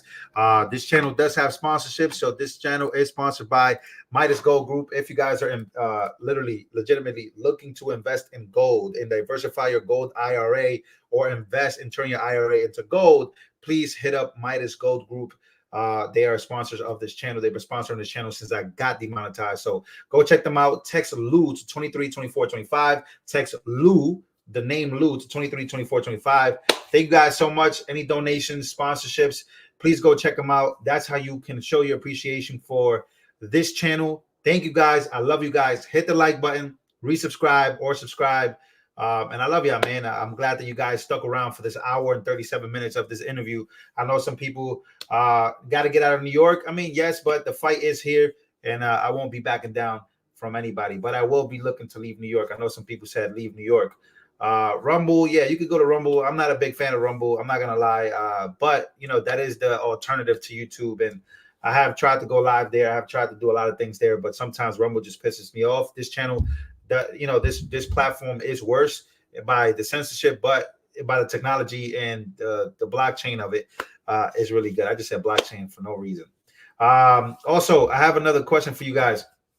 Before I get out of here, what are you guys investing in other than gold? We are invested with Midas Gold Group, but what are you guys investing in? You guys investing in certain stocks, S&P 500? I really, for some reason, I've been trying to, are you guys invested in Ethereum or Bitcoin? Because I've noticed that the government is trying to shut down Bitcoin. They're trying to create this central banking digital currency. So I don't know what you guys are investing in. I don't know if you guys are investing in gold or in crypto. Somebody said I'm investing in silver. Somebody said cannabis. I'm investing in cannabis. How does that work? Silver. You guys are investing in silver and gold. Okay, cool. So you guys are not investing in the stock market. Let me see. Stock market got stupid, corrupt. Gold, silver is always good. No, I'm just investing in silver. For some reason, I invested in the SPY. I invested in the stock market. It is corrupt though, but I invested in, I'm getting into housing. Yeah, animals, ammo, seeds, guns, land. Yeah, so I'm doing a little bit of crypto. I'm doing a little bit of SPY and gold. So I'm diversifying my portfolio. I think that's the best thing for all of us to do is diversify it. Somebody said, I don't trust Bitcoin. But Bitcoin doesn't trust you either, brother. You don't need to trust Bitcoin. Bitcoin was literally at a cent, and now it's at 43,000. His peak value was literally like 64,000. So you don't need to trust Bitcoin, because I'm pretty sure it doesn't trust you either. My 401k was earning 25% under Trump. It's been hammering since Biden was in office. Yeah, that's true. Let me see. I'm just trying to get information, because invest in being ready for war. Okay, cool. Bitcoin is solid, like solid. Got into that eventually. Yeah, I like Ethereum. Ethereum is a blockchain technology. I like that too. So I don't know why I'm asking you guys this. Don't invest, buy actual solid items. That's also true too. Investing in storable food, guns, and ammo. Yeah, brother. But what else? Like, what else are you investing in other than that? Like, what if the world doesn't end in 20 years? You need to be investing for your family so you can live a good life. Body armor. I have 1 ounce of Bitcoin silver coin. Wow, that's impressive. Body armor. You guys are investing in that. Jesus said, "Put your trust in silver or gold." Did he really say that? Silver or gold? What happens to Bitcoin if the internet goes down? Nothing happens to Bitcoin. It's not centralized. It's the decentralized, which is what the government is trying to come on and do. Yes, I had to resubscribe today. Yeah, please resubscribe, guys. I'm sorry that this keeps happening, but unfortunately, this is the war, and I believe that if we keep resubscribing to this channel and we keep showing that we will win this war, but we can't leave to go to another platform. No, we can't leave New York yet. We got to keep fighting. But yes, I will be buying a house in Texas. Land, Lou, that's the best. But where? Where do you buy land? How do you even do that? Somebody said QQQ. Food, guns, ammo, my garden. Garden is good. Farming and gardening, all that stuff is really good. I like that. That's good. I'm fortunate to live in a rural area. We raise animals. That is also a big investment. Animals are good. Guns.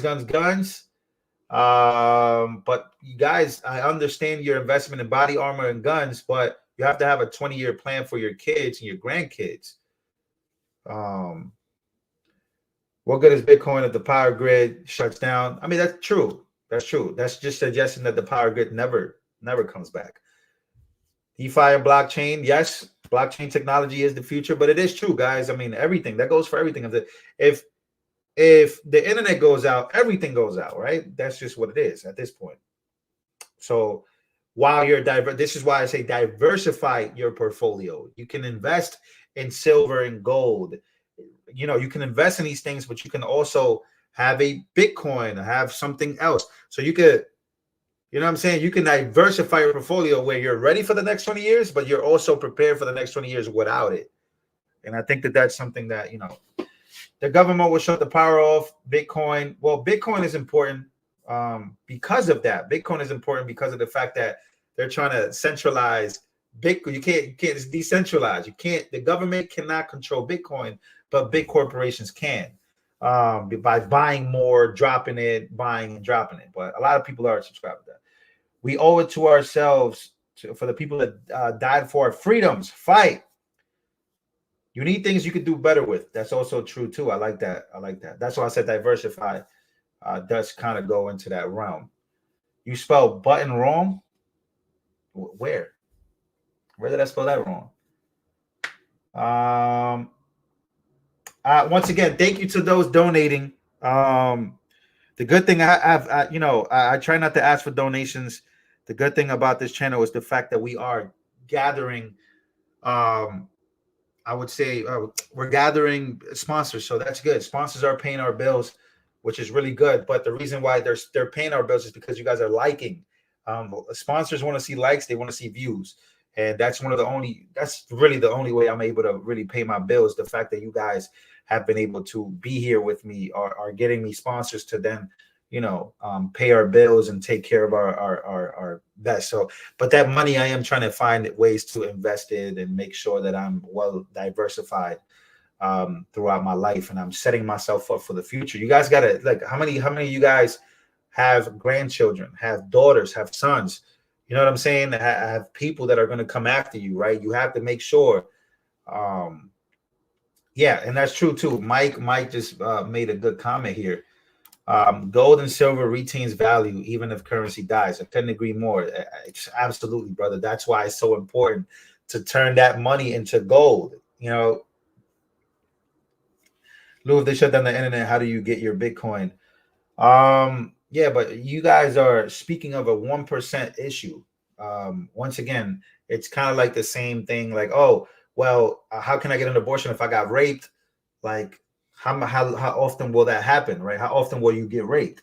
God forbid that you do, right? But you can't say, well, like when people make the argument, well, what if a girl gets raped, she gets pregnant, she has to get an abortion, right? It's kind of like a 1% thing that people try to focus on. But you guys are focusing on, you're using that same analogy, but for something else, where it bothers you when people use it for abortion issue, but you're using that same analogy to where the internet could get shut down by the government. Well, how often will that happen? How often does that happen? Right. So it's like you're using a 1%, that you don't like people using it somewhere else. Don't use it here. How often will that happen? I just don't.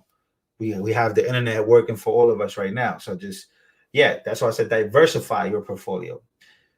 How do you buy food with gold and silver? Well, it's just very simple. What happens if the government does shut down and something bad happens?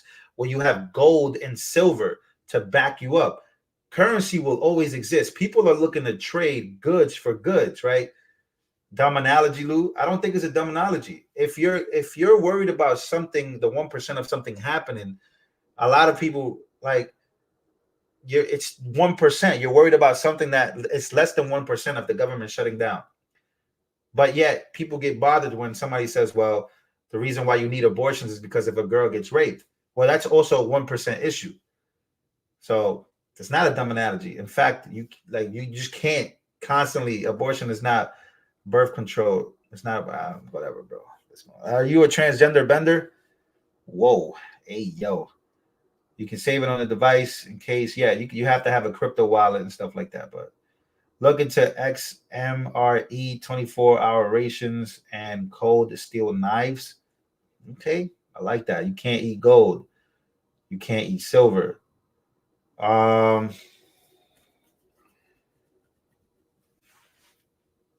but you have to trade goods. Trading will always happen. Like people were trading animals. People were trading anything that's of value, an asset. But once again, you guys are speaking of an excuse. And some of you guys legitimately missing a lot of these points that I'm making. But you can exchange it for food. Yes, you can exchange it for food. You can exchange it for food. You know what I can exchange for food? This house. So if something bad happens, people are looking for a place to live. They have food. Okay, give me your food. You got this house. Materialistic things can do well in a situation where you know the world is ending and people are looking to trade goods. People are looking to rob goods, right? This is what you have, things that are assets and values. I'm not excusing abortion. That was not even what I was trying to, that was not even the goal of the conversation. What I'm saying is excuses for you not buying Bitcoin. It's the same thing. It's excuses because of your fear of the 1%. Somebody said cash is king. That's beautiful too, man. Cash will rule everything. But then again, cash isn't backed by anything. So it doesn't matter. That's the issue with cash right now. It's the fact that it's not backed by gold. We went off the gold. That's something that was,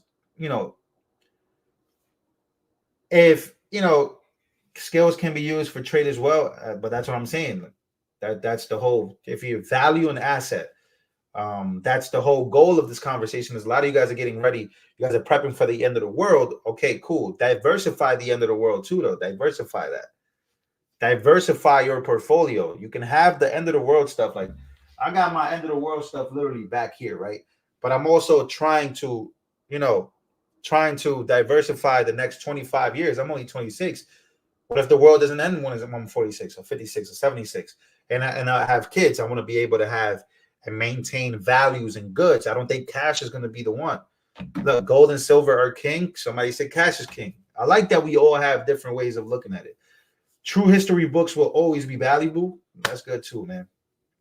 Gold and silver has been money for thousands of years, exactly. But then you have different ways of showing currency.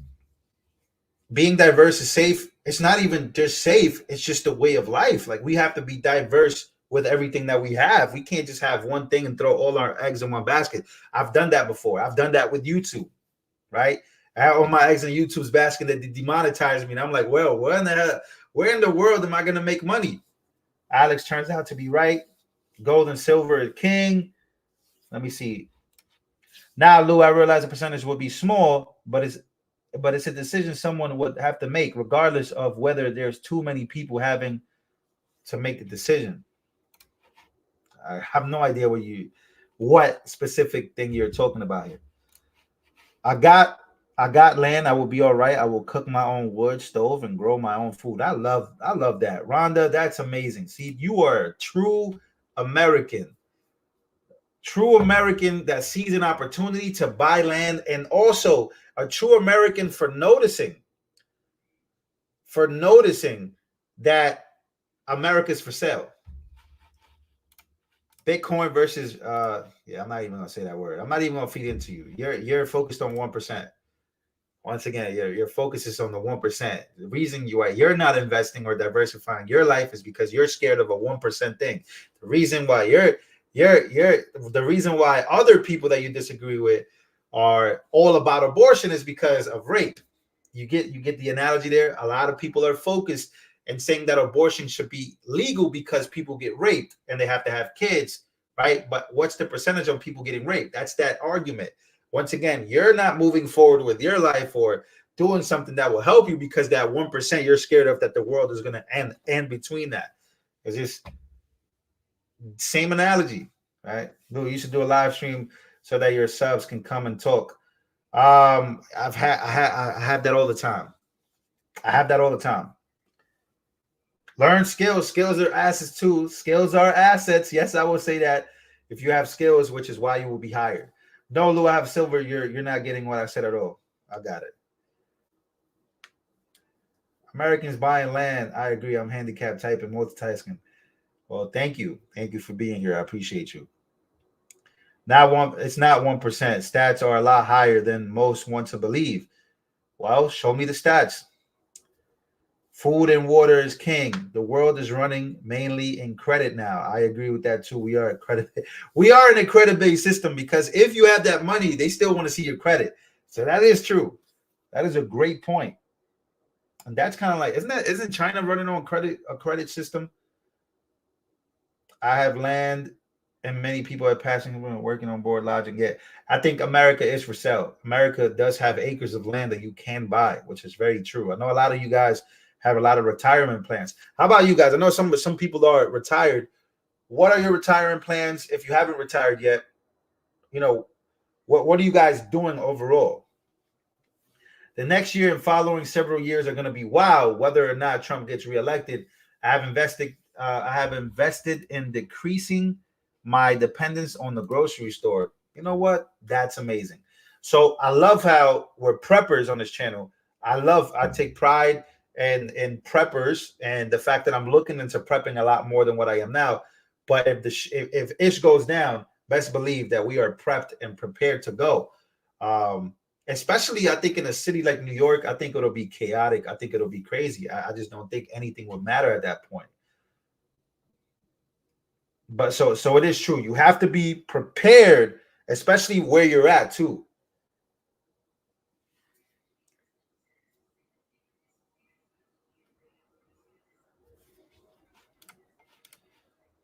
I'll be working until I die, thanks to the boomers. Damn, that is pretty crazy. Lou, do you have any information about the Albany, New York Jewish synagogue bombing? Well, that's news to me. Did that just happen? If that's something that just happened, because I haven't heard about the synagogue bombing in Albany. I haven't quite heard of that yet. Maybe that's something that just happened. I'm looking. I haven't seen anything yet. But yeah, that's pretty crazy. That is pretty crazy. That is pretty crazy. If that did happen. Wait, New York attack. National Guard and NYPD on high alert. Maybe it did happen. Hold on real quick. I just got some breaking news. NY attack. I don't see anything. Well, we'll see. I'll report on it for sure if that's something like that happened. But that's pretty insane. I haven't heard about it yet, but what I'll do is I'll definitely take a look at. All right. Once again, somebody said, "Stop talking and get to the point. You ramble on and on."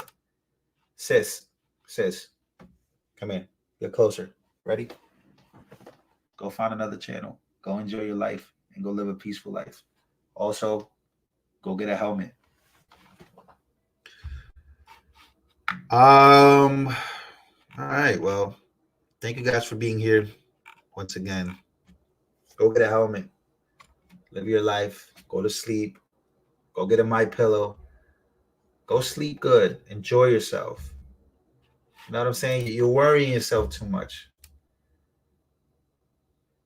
I'm shocked. I literally, I'm here out of the goodness of all of our hearts. And we're here together speaking about gold, speaking about Bitcoin, speaking about the SPY, the stock market, stocks. We're speaking about all types of things. Like, people act like they are forced to watch. It's unbelievable. I'm going to stop sending out your videos. Oh, well, sis, come here. Come here one more time, sis. Give me a hug. Give me a hug. All right. Go get the helmet. All right. Take off the helmet, put it back on, go to sleep, get in my pillow, take off the pillow, go to the bathroom, wash your face, and go back to sleep. All right. Like, this is not going to affect us. I want everybody to know that. We are not going to be affected by you stopping to share our videos. Now, when your friends are going to say, well, why did you stop sharing his videos? And your reasoning is going to be because he hurt my feelings. You know what your friends are going to do? They're going to be like, hey, friend, come here, come here. Come here, come here. One more time, one more time. Man up. Oh, or woman up. Stop being sensitive. That's what your friends are going to do. You know what I'm saying? Somebody said, toughen up, Lou. I'm only giving this attention because I think it would be funny and I love it. But I'm also sending out a message to everybody that just go get a helmet. And I think it's good to tell people to go get a helmet. Shout out to Candace Owens. But sometimes people just need to hear it. You know what I'm saying?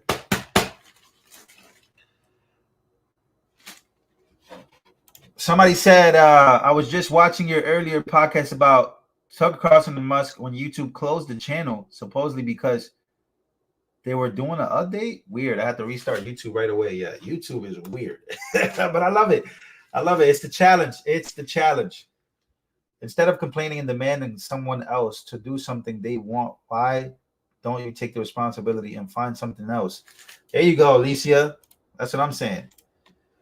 If you get offended, maybe you should shut your mouth and get to the point, because a lot of people don't want to hear BS. They want to hear facts. I honestly don't even know what you're talking about at this point.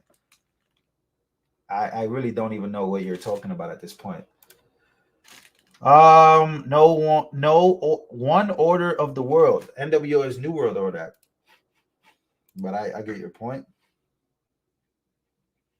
I don't even know. I don't know what she's mad about. Lou, Hunter indicted in California. Yes, Hunter Biden has been subpoenaed. So there's going to be actually, I think we should stream that. I think we should stream Hunter Biden. He's going to be in congressional hearings, and he's going to have to testify. So that's going to be dope. Gold and silver is good. Somebody said gold and silver is good if in the stock market, only invest in companies that are in good standing with low liabilities and plenty of cash, diversify in multiple sectors. That's great. See, look, some of you guys are amazing. You guys are amazing. She says, you sound like ABL. You go on and on forever. You love to hear yourself talk book that's not going to put money in your park either. I don't know what you're saying. You do realize that we were quiet for an hour and 37 minutes because people were watching an interview. You have to get some help, respectfully. Some of y'all just have to. Some of y'all, not all of y'all. I love all of y'all, but some of y'all that I do love, like, what's going on? What are you so mad about? Jeez. All right. Anyways, you're doing this YouTube channel by the goodness of your heart, legitimately. Like, let me see what else. Lou Hunter got indicted. This is new. Okay. I've decided to stay on a little after the live stream that I showed, so I could talk to y'all. Oh, you're right. Oh, this is big. But I wonder why they're doing this. All right, let's take a look real quick. This is true. Biden. They have not yet been made public. We learned of their existence just before airtime and do not know the details, only that in addition to being the second set of charges he's facing, anything to do with the president's son is potentially significant, all the more so during a presidential campaign. Here with the latest, Chief Legal Affairs Correspondent Paula Reed. Paula, what do you know about these charges? Good evening, Anderson. Well, our colleague Evan Perez breaking the news that the Justice Department has filed a new criminal case against Hunter Biden. We don't know the specific charges because the court documents are not yet public. Just a few weeks ago. All bullshit. Excuse my language, but this is all BS. I'm pretty sure this is BS. You know what I'm saying? This is all BS. And they're getting ready to drop Biden. They're getting ready to get rid of Joe Biden. They have to. They know they're losing so bad. They have to throw somebody else out there, and they know they're losing bad. So at the end of the day, we'll see what happens. I'll report on this after. But I love y'all once again. Thank you for sticking by. Thank you for watching the whole interview and coming back. I love y'all. Thank you for the donations. If you haven't donated yet, donation information is pinned. If you haven't gotten a My Pillow, use the promo code to get free shipping and 50% off for this holiday season. I know a lot of you guys are going to be gifting things. And check out Midas Gold Group. I love you guys. See you guys on the next one.